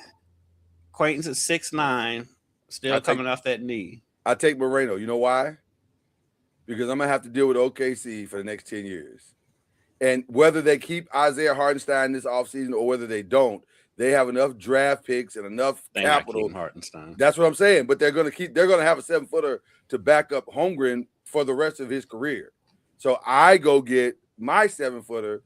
And what makes that work is that's the perfect guy for him to learn from and to be pushed by every single day. Because if he's handling himself in practice against Wemby, the kid's going to be all right in games. How about this scenario? Yeah. Riddle me this, Batman. All right. What about the Thunder? Maybe they move down in the draft and go get Moreno. Mm-hmm. That solves a lot of problems for them. Because here's going to be their challenge for the next 10 years. Who is your core three? Is that Jalen, Shea, and Chet? And then how do I keep moving parts in and out and saving money so that we could still competitive along the way? That's why I don't think Lou Dort's going to get re-signed. Yeah, I don't either. And I love Lou Dort. And I love Lou Dort. But they have Case and Wallace. They got Case and Wallace, right? And it's Case and Wallace a lot cheaper. Yeah. Than Lou Dort. Lou Dort's going to want his bag. And by the way, he probably has earned he deserves his bag. Your Lakers need to look at him. I said that too. I've been saying that all along. I think that's a better backcourt mate than Austin Reeves, solely for the reason that he does what Austin Reeves doesn't do, which is play solid on-ball defense. So, and he can hit an open three. He's not been open like this before. He'll be wide open. He can shoot them three. I'm joking. I'm joking about that. But I'm saying that's the thing. I think Austin Reeves shooting over Lou's. But yeah, well, right. Austin Reeves is a better scorer for sure. But I do love Lou Dort for you. Yeah, I love Lou Dort. So that's Malachi Moreno makes a lot of sense on that because that's going to be the cycle for the next 10 years with them. Who can we get to replace the guy that we don't want to pay? Yeah, and they've got enough capital to do all of that. They've got 2 first-round picks this year. They've got all the capital in the world to make trades, to go up and get guys, to come back and get guys. Yeah. A lot of leeway there. So I agree. Charlie, are you leaving us? It feels like you're leaving us because your background got real quiet. You're in the office. I do it, Charlie Ward. Look at Charlie Ward right there. Look at our head coachy. We just didn't get the walk up to the office today. I missed the walk up, Charlie. Keep the camera on so we can see the walk up. That's like the best part of the whole show. It wasn't by design. I'm not sure what happened. How I got back on camera. But StreamYard has been kind of doing its own thing today. So before you got on, we had a delay going. It was insane. I was just talking over each other the whole time. Yeah, it was insane. It was absolutely insane. So, but this is going to be a fascinating draft and I think there's going to be significant movement around to do certain things. What teams do it will be the story. And how many teams want to get back into the first round will probably be a significant story. Who gets aggressive will be a story. I'm looking forward to this. I don't often look forward to the NBA draft, but I'm actually looking forward to this one. Actually, the NBA draft is the only draft I look forward to. NFL draft takes too long. Well, that is true. In a baseball draft, I haven't heard of 99.999%. I don't even know any of these guys. Yeah, I don't know any of these guys. I guess I'm looking at this one. The NBA draft normally goes exactly where you probably thought it was going to go, whereas the NFL draft there sometimes is a little mystery. But this year, the mystery's all in the NBA draft because who knows? Like this could go a lot of different ways. And then if it goes those different ways, how does that affect the rest of the draft? Like guys will drop, guys will go up, guys. So it'll be interesting to see what happens with this particular draft. Okay, Charlie, you got anything else you want to say to us? I know you're in the office, and I don't know if you got meetings or if you want to stick around for the rest of this. What are you doing? Well, I'm getting ready for a meeting. We got coaches meeting, but it's been good to hear you guys and see you guys. It's always good to see you, Charlie. Do you have a shoe update for us? Is there a shoe update? Like, are we getting any closer? LeBron's not doing anything. What is it like? Y'all get on the phone and work this out. It's not like he's busy. In Cancun.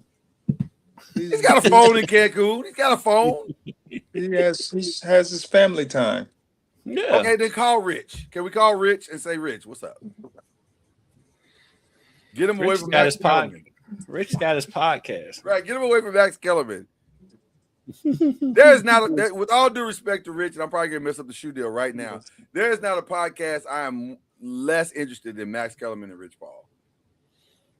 I'd be interested. I like Max Kellerman a lot, so I would give it a shot because if he's talking boxing, yes, I love when he talks boxing because he's an aficionado. But anything else, I'm like, I don't know. What are you talking about, dude? Max is a Seminole, so Yeah, oh well, then I'll leave it alone. I didn't know Max was a Seminole. I didn't know that either. You have blown my mind just now. Are you contractually obligated not to discuss Seminoles in a negative fashion? What do you mean?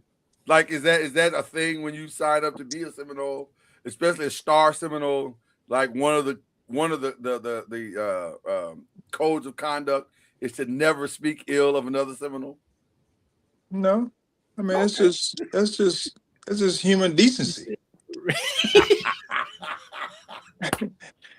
I mean, you treat people the way you want to be treated. So I don't talk bad about any Murray State alum. Well, that's true. I don't say with Moorhead. I don't. There's not many that we can discuss. But yeah, we in the same boat. Right. We in the same boat. We ain't got that many options. Right. The ones we do, I don't speak ill of them. So there you go. Okay, I'm getting on board with this human decency thing with you, Charlie Ward. Okay, that's good. That's solid. Okay. I was just curious. As we get to, we have a segment we added to the show called The Rest of the Stuff. And the one that I would like to talk to Charlie about, the only one really, is the Kevin Hart roast. First of all, do you even watch roasts at all, Charlie? I just saw like some clips of people at the roast. What was your thoughts? Well, like I said, I didn't dig in deep. Yeah. I'm sure it was very funny in some form. But of course, I've seen clips. On those types of roasts, they can probably get a little out there. Just some fun humor that's real. Yeah. Yeah. So some digs here and there, but I hopefully it's for good cause. It's not. It's for the cause of Netflix. Well, it's for the cause of the bottom line of the people and the Kevin Hart clause. Yeah. So they didn't donate the funds to a charity? Not at all. Kevin Hart reportedly made about $25 million to sit and be roasted for 3 hours. So I understand his reasoning for a roast. Absolutely. Listen. And then everybody that roasted. I understand Netflix. Yeah, I understand. And everybody that roasted got a check as well, a significant check for what I've seen. Everyone on that dais got paid. Now, my thoughts about the roast, which I did watch. First of all, I love comedy. It is one of my favorite forms of consumption, entertainment consumption. I'm a huge aficionado when it comes to comedy. Always have been, lifelong. Having said that, I don't really care for roast because 9 times out of 10, you're getting people on a dais that don't know you. And so to me, a roast, I'm old school and there's a bit of hood in me. So I look forward to my friends have the right to roast me and say crazy stuff because they've been my friends for 20, 30 plus years. If Charlie Ward and Kendrick want to roast me about certain takes I've had on this show, that's fair game. But AJ the bouncer. Right, exactly. Even though I'm probably right about that. But if some random the roast in this particular case was very cringy because there was a lot of racial components to it and a lot of like very disrespect. To me, there's a fine line between we're joking and now you're just being really disrespectful. And there was a lot of things that crossed the line, even though some of the roasters said, no, they talked to me before, even though they didn't tell me the specific joke they were going to make. But like they talked about Cheryl Underwood's husband who committed suicide 30 years ago, and they made a joke about that. And they talked about Cheryl Underwood's dark-skinnedness. And it was a lot of cringy, racially kind of stuff. And I'm sure the biggest story that came out was the George Floyd joke. And I've heard about it, but I've not heard the actual. Basically, Tony Hinchcliffe, who by the way is known for racist jokes, it's kind of his brand. He said, Kevin Hart, the black community is proud of you, and if George Floyd is in heaven looking down on you, I'm sure he can't breathe right now with laughter. Like that's just a bad joke. To me, that was the biggest problem with some of the jokes. They weren't funny. And you're making racial jokes and they're not even funny. So it's enough. It's bad that you're already making a racial joke, but then you're not funny at the top of it. Like, what's the point of this? But that's what happens when you put together I saw white writers' room too. So I saw a lot of the jokes on Draymond that I thought were funny. Those are good. I enjoyed it. Hey, by the way, Draymond got a couple off too. Yeah, he did good. So those were. So what's the again? So was it a Kevin Hart roast, or was it a everybody roast? So the rules of a roast are: you roast the main person, i.e. Kevin Hart, i.e. Tom Brady. You roast that person, but then everybody on the dais also is fair game. So you can shoot a joke at everybody on this dais and hit them with something, and then also the main guy. That's usually how it works. Yeah. But some of them jokes just didn't work, and then the racial jokes were very low-hanging fruit. And you're like, I don't get the point of this. Like, I get what you're doing, but it's cheesy, it's campy, and it's deeply inappropriate. Even though most roasters will tell you everything's fair game. It is, but it doesn't make it less poor taste. Correct. So those are my thoughts. I still haven't watched it. I'll get to it. I'd love to hear your thoughts once you see it. It's well, I'll just let you know I'm not sitting down to watch it. I didn't expect that at all. I didn't expect you to be there at all for that one. So nor did I expect you to be there for anything related to Drake. Drake? Yes. What about him? He released 3 albums at one day. Yes. Yeah. He pulled a Michael Jackson? I've never seen. It's 3 completely different albums.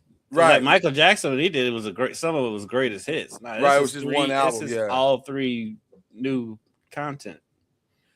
Ironically, he did pull a Michael Jackson because the cover of the main album that he released, Iceman, had the Michael Jackson glove on it with his hand on it. That was the cover of the album. But the biggest irony may not even been that. The biggest irony may have been the fact that he released these 3 albums, and then Billboard released their top 100 and top 200 songs of the week, and the number 1 song on the 200 and the 100 charts is Billie Jean. Yeah, Billie Jean had a resurgence and is number one song in the country again. And before we get to anything Drake, because we're not gonna make Charlie sit through a Drake conversation, but he can sit through this Michael Jackson conversation.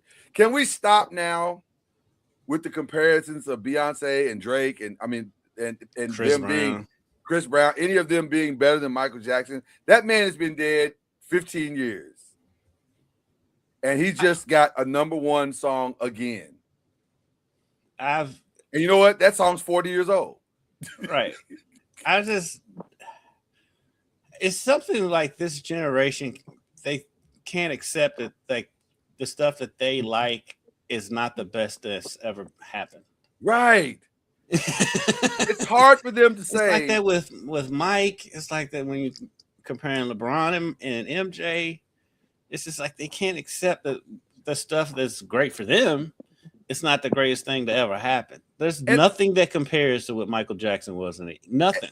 And I will say this: Beyonce, probably the greatest of this generation, and it's not close. Chris Brown, probably the greatest R&B singer of this generation, and it's not close. Usher. Well, I don't consider him a part of their generation, though. Like Usher's close to our age, so he's more. That's the other thing. Most of these artists that they like are close to right, our age. Exactly. Drake's our age, K-Dot's our age. Right, exactly. So I get what they're attempting to try to do in rewriting the narrative, but it's Michael Jackson. Stop it. Like this guy, come on. 40 years. Billie Jean came out 40 years ago. 43 to be exact. And it's number one right now. Let's come on. There's little kids right now going, Billie Jean's the greatest song I've ever heard. I think I was there on Friday Night Lights. I mean, Friday Night Videos when the video first Yes. Yes. We were all sitting in our living rooms. I remember when Billie Jean dropped, and I was like, oh my God, I don't think I've ever seen anything greater than this in my life. Of course, at that point, I think I was 7 or 8 or whatever. Yeah, you hadn't seen anything else. Right. So I hadn't seen anything greater than that. That's very true. But it just was so incredible. And then here's the thing that really got me too. I thought about this. I said, I remember watching like a documentary or like a mini movie or something about Michael Jackson during that time. And I remember him going to Budapest. And the first thing my young mind was thinking, like, where the heck is Budapest? Right. And so that was my first thought. But then the second thought I had was, they're falling out and fainting in Budapest over Michael Jackson songs that they can barely understand the English. And it's pre-internet. And this is no internet. There's no way to get them these songs except that you play them on Budapest radio as is, and these people are losing their minds. I don't remember that happening with any artist since Michael Jackson. And it's, if you didn't live through it, I can understand how you don't really comprehend what it was. Yes. But I mean, there's not because my coworkers, they all love Stranger Things. And I like Stranger Things. I watched the end of it. Okay. I was like, one of the mistakes they made in that show, every kid in the 80s would have had a Michael Jackson poster on it. 100% correct. Especially at the age range that they are in the show. Yes. They would have had a Michael Jackson poster on it. To not mention Michael Jackson in an 80s show is ridiculous. There should be a whole 2 or 3 episodes that somehow you work Michael Jackson into the conversation. All right. Like he was everything during that time. Maybe they didn't want to wake up since a children's show. Yeah. Or maybe you can't clear the music. That's the other thing. Yeah, like I'm sure it's not easy to clear the music for Michael Jackson song. That too. Yeah. So, but yeah, so that's the thing. Because Drake was apparently supposed to break, or it appears that he's going to break the #1 album record. I also noticed he had a significant drop of 70 million from day 1 to day 2. Well, that gets into the next part of this conversation. I don't know if Charlie wants to stick around for this part. It's up to you, Charlie. I need to jump off because I got a meeting here at 11. So okay, we appreciate you as always, my brother. Y'all can keep up the. I don't know what you want to call it, but.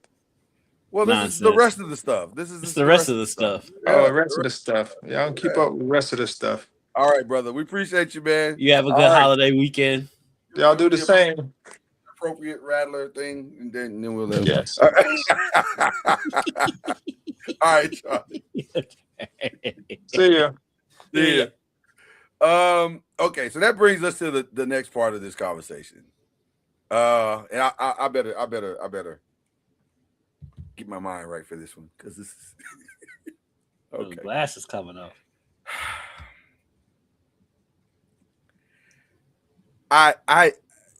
one of my favorite stories, and I think you may or may not have heard me say this before, is the Emperor's New Clothes. And it's one of my favorite stories because it speaks to the delusion of a societal perspective, starting with leadership. And in this particular case of the story, the king is walking around and he said, I need a new suit. Make somebody make me a new suit. And so this shyster designer makes him what he calls an invisible suit. And so he puts the invisible suit on. The designer goes crazy, like, oh my God, you look so good. And because of the fear of backlash, his servants say, yes, you look good, because they don't want the wrath of the king. So they say he looks fantastic. Oh man, never seen a suit like this in all my life. And then finally, as he marches through the city to show off his new suit, some little kid goes, hey man, that dude is naked. Hey man. None of you people are going to tell me that he's not naked. I don't give a flying flip what you say or how you try to rewrite this narrative. That man is naked. That's how I feel about these Drake albums. These are awful. I've not heard any. I can't say. Are there? I've heard all three. Are there moments in every part of the album where each one of them where you can say, hey, that's not a bad song, or it's not a bad moment, it's not a bad verse? Yes. But as a whole, they are terrible albums. They are not good. There's not one memorable, I need to bump this in my ride moment. Like, you can listen to it and you'll have an experience. You're like, oh, that's a good beat. But they're not, there's no In My Feeling. There's no God's Plan. There's no Best I Ever Had. There's nothing. It's just a very mid or less than mid experience. And shout out to the great hip hop writer, I love him to death, Teray. He said, this guy named John from the New York Times says, we all know that Drake can't rap. And Teray's answer to that was like, F you. No, he can't rap. He's not a great rapper at all. So what are you? See, I'm not, you know me, I'm not that big of a Drake fan, but I would push back on that. Drake is a good rapper. He is. Drake is a good rapper. Drake has good rap writers, and he has good people, and he knows how to convey what they have rapped. I will give you that. I can say I can't. I mean, I know he's got ghostwriters, but I can't tell you which songs he ghostwritten, which he's in. But I just assume that all of them, it's on some level, have been all those songs have been aided by somebody else. Maybe, but I mean, but he does have good delivery, and I would push back on saying he's not a good rapper. I think he is a good rapper. And he's one of those artists. Like I said, I'm not. Because the way you describe this album is how I felt about every one of his albums. It's like there's always a few songs here and there that I really like, but the rest of it starts sounding the same after a while. Normally, that's true about his albums. There's always at least 1 to 2 songs where you say, now that's a banger, that's a slapper. That thing resonates. Mm-hmm. That is not the case here. They're just all kind of like the same kind of. First of all, the fact that you did a whole album of your grievances, like your George Costanza's dad on and this is Festivus. It's crazy to me. Festivus for the right. I got a lot of grievances with you people. That's what Iceman sounds like. It's just a long set of grievances with a lot of people. I don't like Rick Ross. I don't like DJ Khaled. First of all, the fact that you don't like DJ Khaled, or you got beef with DJ Khaled, who is angry at no one. I'm not sure DJ Khaled even has anger in his default. Like he's every time I've ever seen him, he's jovial. So the fact that you got beef with DJ Khaled is crazy to me. And it's a political beef from the least political rapper ever. Right. You stand for nothing. And then people are saying, well, their anger was, and it's very mixed bag. Some people are saying there's no growth. There's some growth. I'm not going to lie and say there's no growth. There is some self-awareness in the sense of he understands somewhat what his feelings were as he went through what he's gone through the last 2 years. He does understand somewhat what his feelings are. The problem that he's delusional about is who caused the feelings. He keeps blaming Kendrick, and he keeps blaming LeBron, and he keeps blaming all the people for what he started. Kendrick was minding his own business. He didn't care to get into a rap battle with you, sir. You came and brought the rap battle to his doorstep. And they were both going back and forth for years. Yeah, but not like that's Cypher, the BET Cypher. I agree, but those but it's different between 2014. Right. It's a difference between subliminal "I'm the best" messages and what he did in push-ups and that weird AI thing he did. When you're really coming for his family and stuff like that. Like, sir, you didn't have to do any of that. Just keep making your subliminals and everybody's probably fine. But you decided to make it very, very directional and personal. And you forgot that dude is an actual lyricist. Right. You are just a rapper who understands how to be on beat. And it got and morning and shoot. Yeah, so it wasn't Meek Mill. No. This is a real lyricist who understands double on double and triple entendres. He understands depth and nuance, and he used every skill he had and didn't even use all of the skills he had. It's crazy. But anyway, it's listen, I haven't heard it. Well, you got to listen. I won't. Memorial Day weekend is coming if you want to. I've got plans. But I mean, I'm like, and I know it sounds like I'm hating. But I'm really not. Wait. I'm not moving past that. I got plans because that's a great line. I got plans, and it doesn't even matter what the plans are. They're bigger than listening to Drake albums. My plans are bigger than that. Okay, I just happen to be up and listen to it. So there you go. Okay, go ahead. But because my thing is like, I understand why he has a fan base. I do. I understand it. It's because it's a lot of artists that are big that I'm like, I have no idea why this person is. Women love Drake. Yeah, they love him. And well, he makes songs for the ladies, and I get that. Despite what he stands for, which, by the way, could be an incredible commentary as to the delusion of those women, because he is very clear in what he wants and stands for as a human being. Even at this big age of 40, there's literally a song that says, I want to slap that big fat booty, but he doesn't say booty. Like, it's just, that's who he is. That's who he's always been. There's nothing relational. There's no delusions of I could make you my wife. There's none of that. It's just this is a relational situation, and I can get in your guts and move on. Yeah. I mean, we can say that about a whole bunch of rappers. Though. I agree. I'm not saying that Drake is the only delusional rapper. I mean, Snoop's down there 60 and still rapping about gang life, which is weird. Like, at some point, don't you just have to stop doing that? Like, the one thing I think I respect about Jay-Z more than anything else is that he has decided I'm not going to keep rapping about stuff that I'm not actually doing anymore. I know you'll understand where I'm going with this. Yeah. When it comes to Jay, you ever notice you can pinpoint the exact time when people turned on him. When he told people to grow up. Yes. And that's when it turned. Yes. And he's like, put away the basketball jerseys and put on a suit. Yes. Get tapered up. Change clothes. Yeah. The song Change Clothes. Yes. Which is one of my favorite Jay-Z songs, by the way. Mine too. Yes.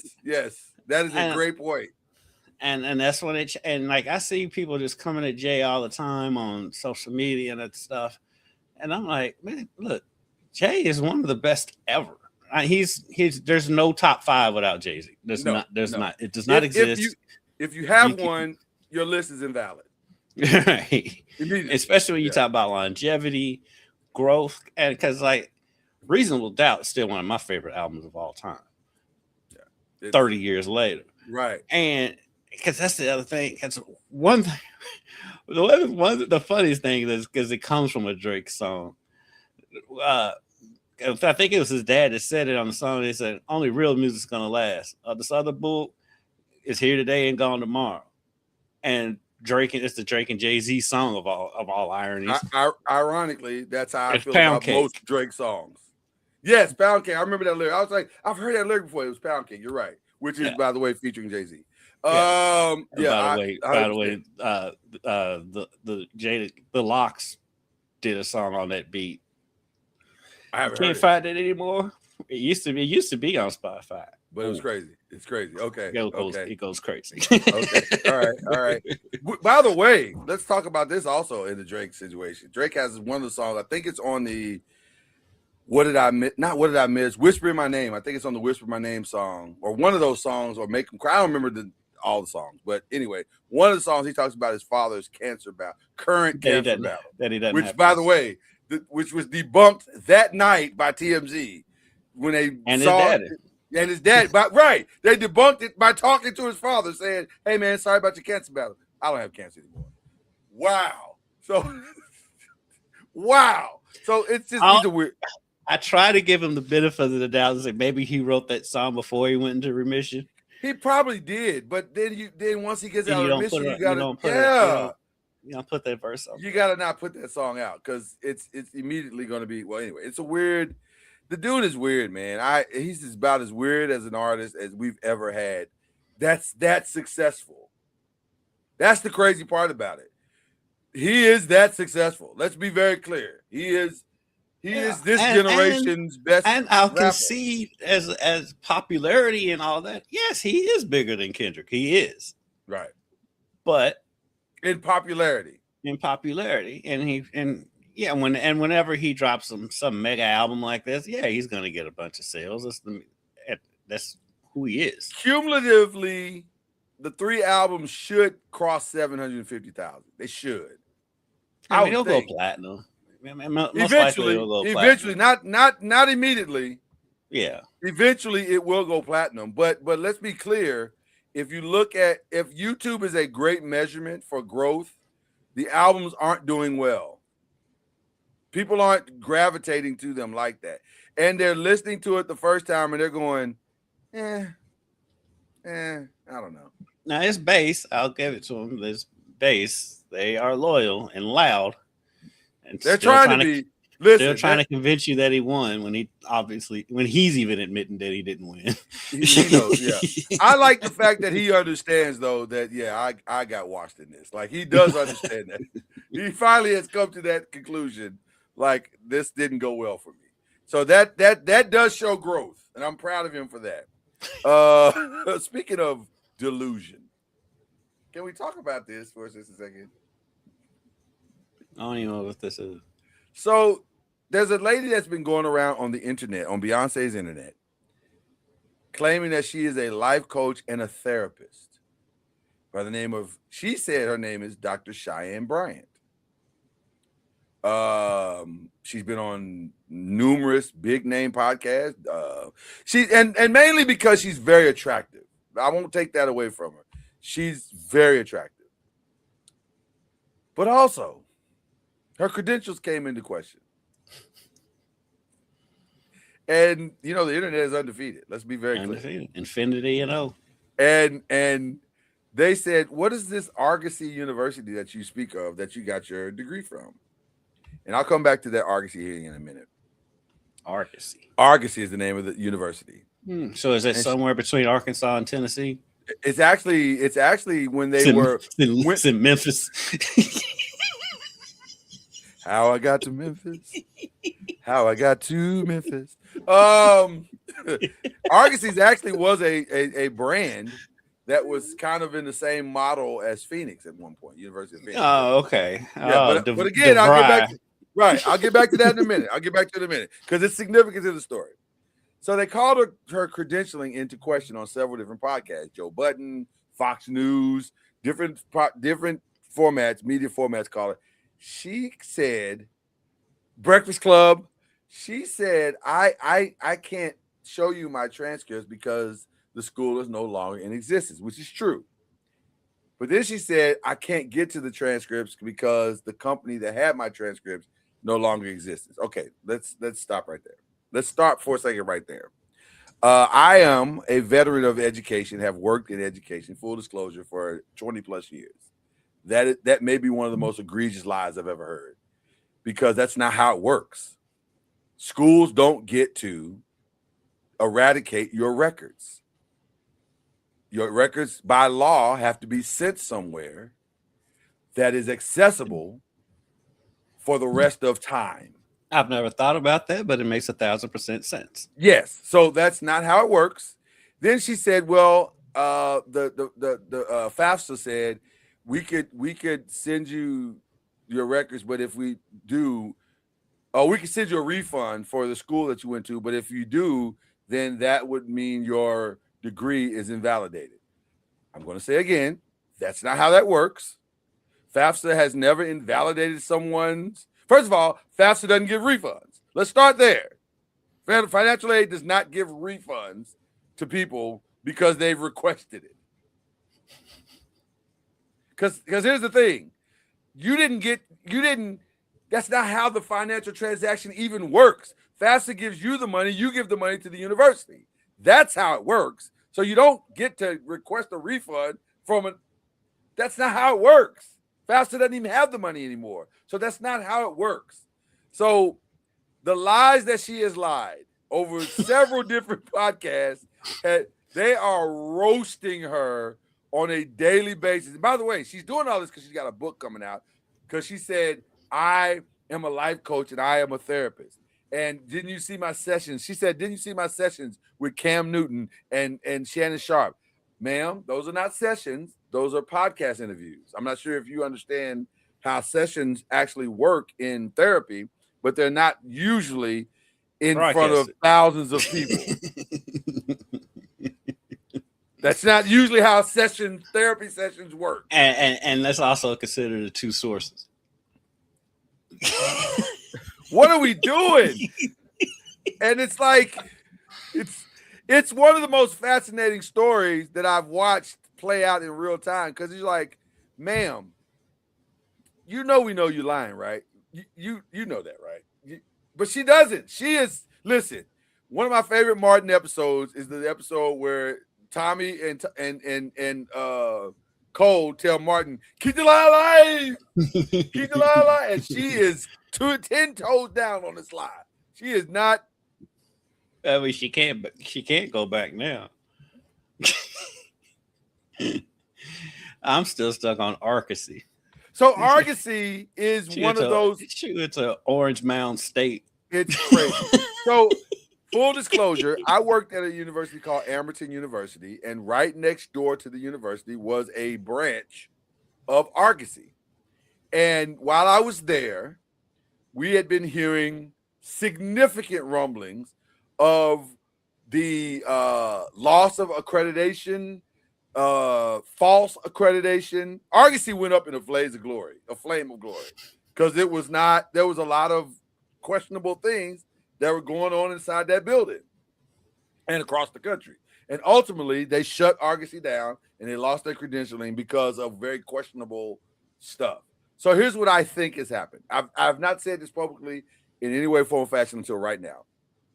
There are several universities that are out there, that are not accredited through normal accreditation processes. Usually those universities are tied to some type of Christian accreditation. And I think that's what this is. Because she claimed, now the funniest part of the interviews, Kendrick, has been her her faith in God and her double-sidedness, like F y'all if y'all don't get what I'm saying. I'm like, yeah. Ma'am, listen, you can't do both. You got you. Yeah, Gilligan, get off the island.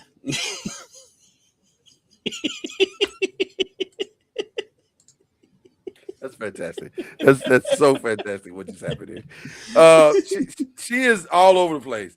And so Argosy, I believe, now and I've heard several Argosy people come out of the woodwork to say, no, it was a real university. Well, of course you're gonna say that because you got your degree from Argosy. So I get it. I get the defense of it. The alma mater was tear the club up. Right. Knock if you buck. Knock if you. I don't know. Not really sure what Arkansas doing out here in these streets. But needless to say, they have lit her a new one for the last 3 weeks. But to her credit, she's the reason why, because she won't shut up. If my credentials was grossly in question and I'm trying to move a book across the nation and on bestseller list, I'd shut up. That's what I do. I wouldn't just keep talking about. I guess that's she feels like easily she's got to provable. validate. I don't know. She probably just feels like she has to validate her lie. Can't though. It's because she can't access the record. But she got to fight. Because there are no Like you said, records. keep the lie alive. I'm not mad at her keeping the lie alive. I'm not mad at that at all. Because she's drowning right now. It is a literal drowning going on. But oh boy, the lies she's told. She's told as many lies as the girl in the Stephon Diggs case. Like it is really that level. And by the way, I'm starting to believe it's a light skin thing because I'm just saying the light skins right now. Our representatives lately have not been representing us to the best extent.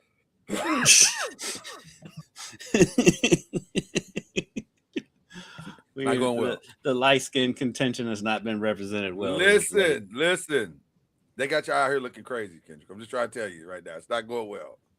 It's not going well. It's not easy in these streets. It's not. And so I think, decisions got to be made at the next meeting as to who the representatives are going to be. We gotta get Steph healthy. Got to get better representation. That's what we're talking about. We gotta get Steph back healthy. Yeah. You got to march out the credible ones. Yeah. And put them back at the front so that this is not the lasting image of light skin that we have. Yeah, we need Hallie to get another Emmy. I don't know. Hallie been saying some crazy stuff lately too. Hallie crazy as shit. we just down bad right now. We down 22 in the fourth right now. Oh my God, I need water. Oh my God, Stacey Dash out there putting all these crazy. It's not videos. going well for the light skins. It's not. Let's just call it what it is. We in trouble. Your number one guy, Drake, got 3 albums that are garbage. Stacey Dash is out here turning. Amber Rose is making it. It's bad. It's bad right now. Light skins, get you together. I have no comeback. We down bad. It's not looking good for us light skins. It's not going good. It's not going well. Now the brown skins, we're doing all right. It's going well. But some of it is because we just shut up. Like sometimes you just got to do that. Don't say anything, and it'll work out. You know. All right. Maybe I'll revisit Cam Boozer being the number one pick in the draft. All I'm saying, because that would turn it around. That's good press. You need good press. It's a start. Now. It's a start. Maybe Keaton Vogler can really make a move. We got Michael, we got Acuff. I'm just saying, grab one of those. We got some potential. Listen, you need Wemby to win. That's what you need. Yes. Oh yeah, we do have Wemby. Yeah, if you get Wemby to win, we got Wemby on y'all. Suddenly the narrative changes dramatically. Yeah, we've got Wemby on y'all. Right? That's what I'm saying. That's what I'm saying. Better. We got Jalen Brunson on y'all. What? Brown skips. We about to win the finals if we can stop Shea. The worst thing that can happen is if OKC and Cleveland wins. Now all bets are off. And we're back to the Browns. Yeah, it's gonna be a long summer. Jared Allen can carry the torch. Klay Thompson out here screwing over Megan Thee Stallion. It's going bad for y'all right now. Now Megan's making y'all look bad. She really is. She's like, Meg, you gotta stop, baby. You're a baby girl. We need Beyonce to put out another album. Hey, baby girl, you got to slow down. You got to slow down. You got played by a professional athlete. That's never happened in before. real time and in front of the internet. Like, what are you doing? Like, ma'am, come on. Then our fans come out. Well, she made Clay famous. Get out of here. Yeah, no, that's not what happened. That's not what happened. That's where the Browns came out. That's where the Browns came out looking really ridiculous. Like, she made her famous. I was like, y'all got to shut up. Because, listen, you women who don't know sports, sit this one out. Right. Sit this one out because you sound crazy. Yeah. You sound real crazy right now. Okay. Let's get to y'all got your bad representatives. We got listen. Every group has their bad representation. It's not. We are down bad though. Yeah, but y'all, it's rough. It's going rough. 2026. It's rough out here in these streets. 2026 is going rough, like right now. All right, let's get to the real stuff that we really want to talk about. Because listen, 24 and 24 has been fantastic, although these people are psychotic. I want to be very clear about that. This last episode was insane. The last 2 episodes have been insane. Mm-hmm. And I man, listen. I was surprised that boy got eliminated.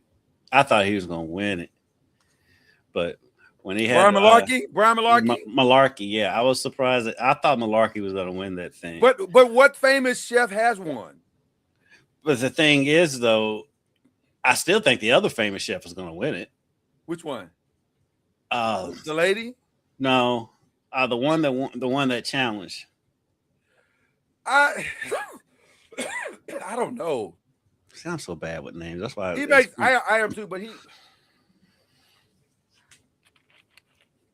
I see his face and all that. I think he's either yeah, I think he's gonna win. He makes weird choices though. Like that thing he did. He goes for broke. He takes chances with every dish. Listen, that amuse-bouche and that was a bad choice because he should have gone. Now it worked out. But whoo, talk about cutting it close.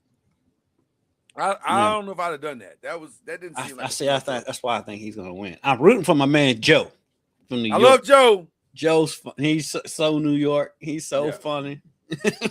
Although I was scared for him limping around the way he was. Like, hey, I've never seen somebody pull a hammy in the kitchen. Right, that was crazy. Like, hey man, hey, another one of yours hurt himself, and they didn't talk about it, but he hurt himself on the bench. Mike Brown, I saw him limping.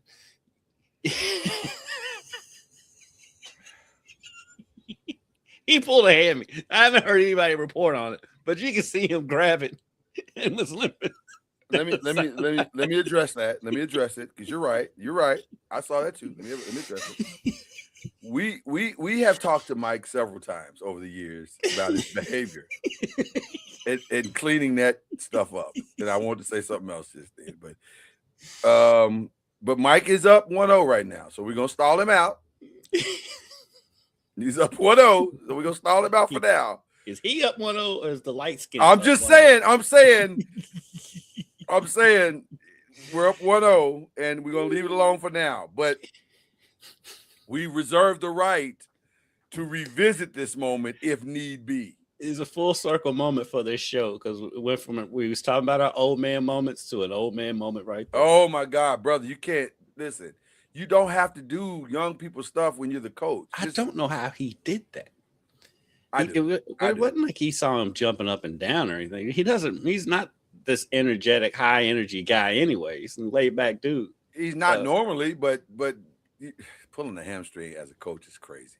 That just makes no sense at all. Like, sir. He looked like Joe. Right. And I genuinely like Mike Brown. I think he's a good dude. I do too. I think he's a good dude. He means well. But sometimes you just go, Jesus, Mike, what are you? Man, come on, man. Like, what are you? Oh, boy. What are you doing, sir? But, yeah, Mike's a wild boy. But, yeah, 24-24 has been fantastic. I'm very curious to see what this cliffhanger is going to be because they left it. This last show left it where the two competing teams had to choose between 2 dishes that they prepared, and only one of them is going to be prepared. One is going to be used. And I'm going to tell you, my man's ice cream looked awful. And I'm like, they're not using that. They duck fat ice cream. I mean, it sounded first like of all, a bad duck idea fat ice cream was like, what? That doesn't seem like it's gonna work at all. So it's basically her version of Asian food versus the other team's version of Asian food because I don't think they're gonna use the other. I do think he could be a dark horse though because he's so good with the pastries and he carries a lot of that discipline over into his dishes. If he survives, because I'm gonna be honest with you, well, they're both leaving if they lose. But I don't know. Don is so good.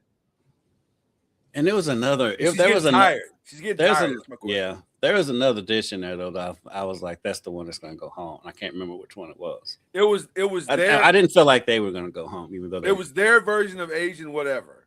And you looked at it, and you were like, I don't know. Yeah, duck fat ice cream. Duck fat ice cream is ridiculous. Like that is definitely of I have been up for 13 hours. You're like, what? Like, are you hearing it? It doesn't feel like you're hearing it. Right. Say it out loud. Say it out loud so you can hear it, and then that way you'll stop yourself. But he never said it out loud. He just kind of said it in the confessional, and by then it's too late. So and then she messed it up because she's tired. Right. She's dead tired. So she's trying to support you in this ridiculous idea, but it was crazy. So anyway, we love 24/24. Another thing that we'll be watching tonight is one of my other favorite shows, Next Level Chef, will crown a champion tonight. It has been a fantastic season. And the blacks have done well. The blacks have done well on the show. I haven't gotten to that one yet. I haven't gotten. Yeah, they've done it very well. So there's 2 in the finals. Our chances are good, 60%, 66%. So we're our barbecue brawl started this week. Barbecue brawl is insane as well. Gee whiz. Yeah. Everybody's turning the notch up to on these cooking shows. Like there's a new one coming out in a couple of weeks. I think we're both going to enjoy it. 100 Terry Crews. Yeah, Terry Crews show. Yeah, that looks promising. Good. That looks promising.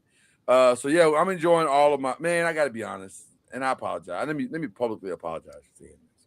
Remember when I had said that American Culinary Cup was a good show? Yeah, you've been telling me that. Yeah, nah. The last 4 or 5 episodes, I was like, this is nah. I don't think they're gonna get it. They're not gonna get the nod back. I don't think it's gonna take a lot for me to watch a cooking show that's not on Food Network. And I respect what you're saying. Food Network is knocking it out of the park with every show. They are, and by that same admission, this was not on Food Network, and it looked like it.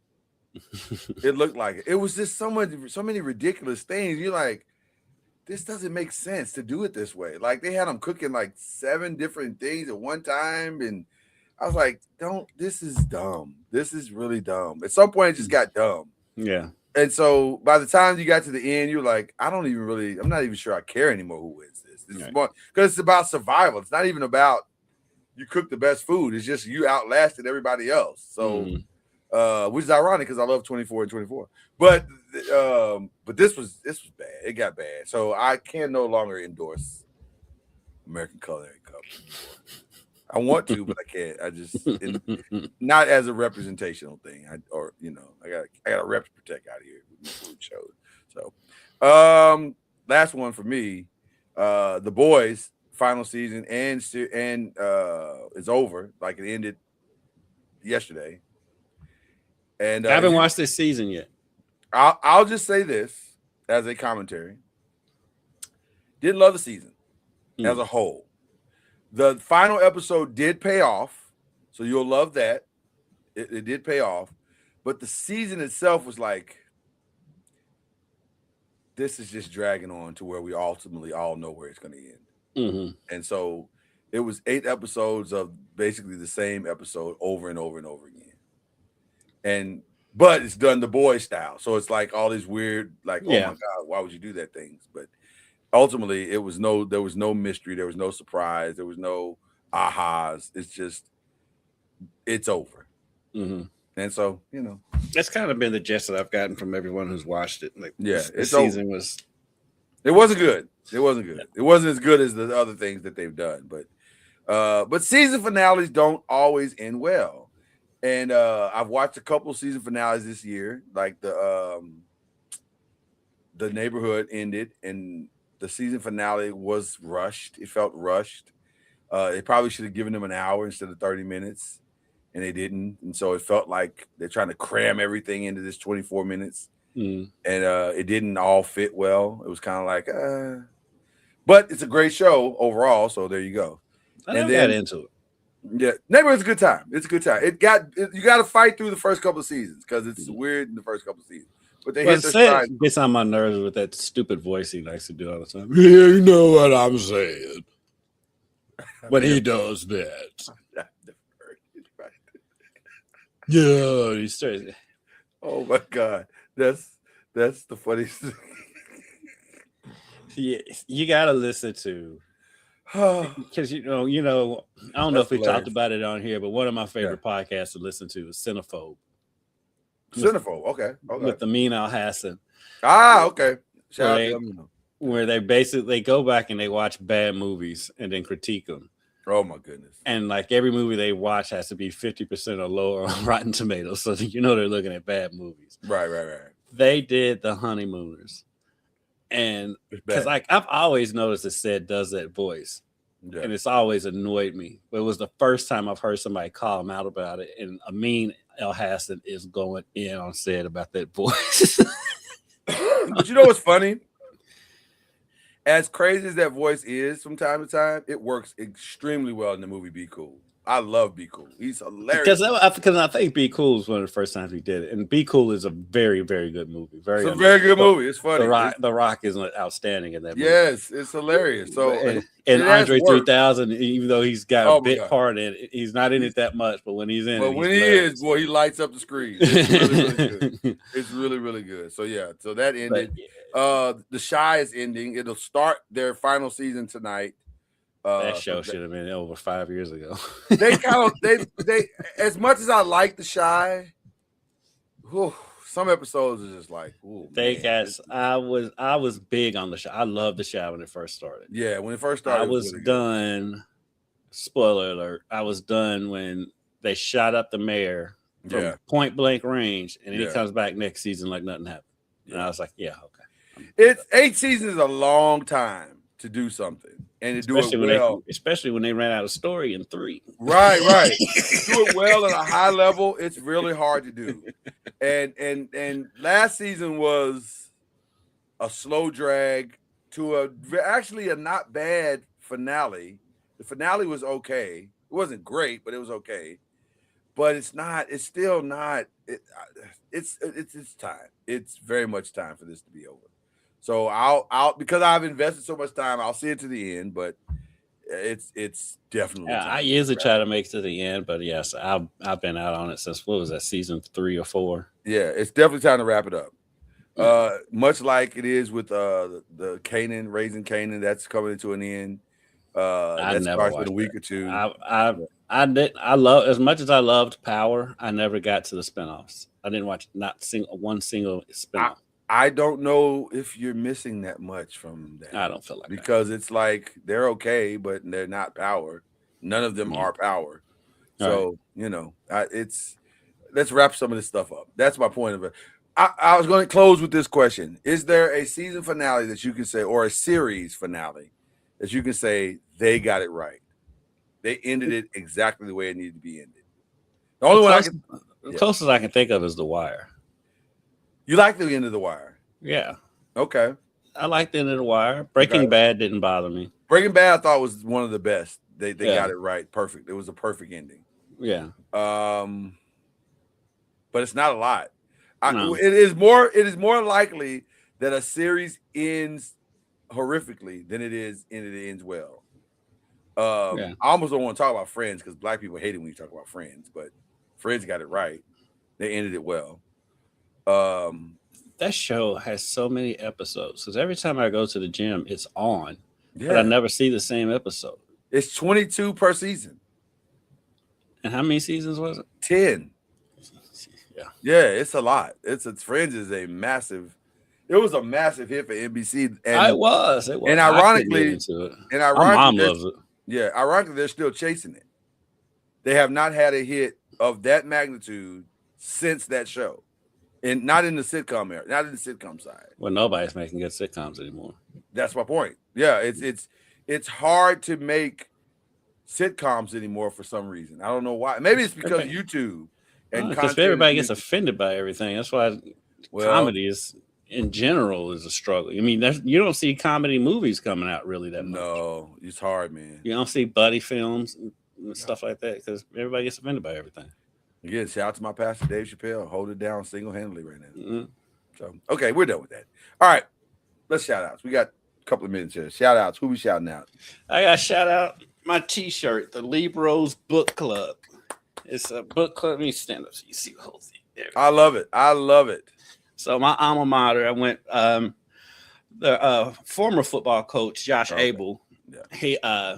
He asked me and Jason Frakes of the Courier Journal to come over, and it was probably about 5 or 6 athletes that are in this book club, and they're reading the book. Now I can't think of the name of the book. The book about Nike. Okay. Yeah, so they read that book, and I hadn't read it, but they've been reading the book, and they were asking us questions about that were kind of from the book, but not really. Yeah. That how they pertain to us. Really good group of kids, really smart group of kids. It's fun, and it's a thing that they just started. And shout out to my alma mater. They're really, really making moves to improve everything over there. They're in the process of building a new library. Yeah. They have a whole firefighter program where you can learn to be a firefighter in high school, which is crazy. They have a truck and everything. That's awesome. So, That's awesome. Yeah. Shout out to the alma mater. They're really trying to do some big things over there. Love it. Love it. Love it. Love it. Love it. I'm really shouted out right now. I don't have any. I'm really shout outs, really. And I shout out to my boy Dalen Lyle with the Washington Nationals. Went up last week when they played the Reds. Of course, the game I go to, they get beat 15-1. But the 2 games before that, he hit 3 home runs in 2 games. And so he had first game he hit 2 home runs, and the second game he hit the game-winning home run. So, but see, that makes me think. It makes me wonder. Did you bring your light-skinnedness to his game? But he's light-skinned himself. There you go. So it wasn't you. It wasn't you. And shout out to Corey Ray. I don't know if you remember Corey Ray. Played baseball for U of L. Really good baseball player for U of L. Okay. He's the first base coach for the Nationals. I didn't know that. And so because when you cover a baseball game, they put you in the photo well, which is next to the visitors' dugout. And so we walked out, and I looked at. I was like, and he had Ray on the back of his jersey, but I'd looked at his face. I was like, I know that's Corey Ray. And I looked him up, and sure enough, and I talked to him for a minute. And he's like, "Yeah, you look familiar." And it always cracks me up when these athletes say, "I look familiar." I'm like, "You've been gone for a long time," but that lets you know how many of us are covering these things. Yeah. So we don't cover the baseball like that, do we? I don't know why. We just don't. I mean, our market that we're in. Well, the state that we're in, there's not that many of us, right? And so we stand out. That's why I tell my buddies all the time. That's why all these athletes remember who I am, because it's not that many of us. Well, listen, they remember my name, but right. they know me from the scene. Right. 100%. It doesn't. It's not hard to be recognized. But shout out to Dalen, his family. But get this. He played too many games last year to get Rookie of the Year this year. That's his first full season up. But he already has a bobblehead night coming up in D.C. on June 13th. There you go. And so the family invited me to come with them because I'm somehow related some way down the line. And so his crazy dad, his daddy's hilarious, Danny, and his mom, Deborah. It's like, "Mom, man, we got a big group. You just let me know if you want to come." So I may go. We may go to DC for Dalen's bobblehead night. And let me say this: when you get a bobblehead night, you're it. You're part of the thing now. Like, it's no question. They don't just hand out those bobbleheads to everybody. One more shout out to my homeboy Chris Redmond. U of L quarterback. Shout out to Chris, head coach of the Louisville Kings. He has a bobblehead night coming up. Oh my God! Now we're just going too far. And I'm getting one today. Oh my! I need to see that bobblehead next Thursday on this. I will have it. I texted him when they told me that they were giving me one. I said, "I've accomplished everything in life." And there's nothing left. There's nothing. And he laughed.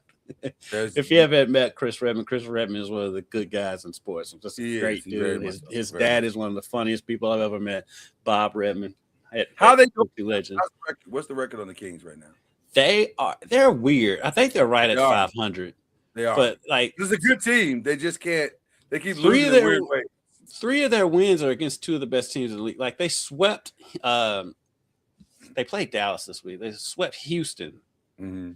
And Houston was, when they played them the first time, Houston was 5-1. They blew them out in Houston, and then they won a close game against them because they played them back to back. And then they beat them this week. So they played Dallas this week. Well, it's gonna be interesting to see what they what they're able to pull out. But they're a good team. They just don't. They just lose games. They have a hard time scoring. Yeah, they can move the ball, but they have a hard time scoring. But their defense is lights out. The defense is probably one of the best defenses in the league. But yeah, I'll always give a shout out to my family, my beautiful wife and beautiful girls, and so they definitely will get a shout out consistently. I always give you a shout out, and Charlie Ward. I enjoy this. This is some part of the best part of my week is doing this with you guys. And then shout out to Grandma. Always, she's 102. She's always going to get a shout. That's wild to me. It's crazy. She's 102. 102 years old. Yeah, she literally had a chili dog yesterday. That's what I'm saying. She requested it. Can I get some chili dogs and onion rings for dinner? Yeah. Which is the most gangster thing at 102 person can do. Because she's like, hey, if I get that age, I'm gonna sweat out. That's what I'm saying. Like, I'm gonna tell me to eat healthy when I'm 102 years what's old. that? I don't give a flying flip. I'm 102, baby. Right. Yeah. Bring on the chili dog. Okay, all right. So there you go. Those are my shout outs. So there you go. I appreciate you guys. I appreciate all of you watching every week. Appreciate you watching every week. We enjoy this. I hope you enjoy it as well. And you know what else we enjoy? We enjoy that damn whistle.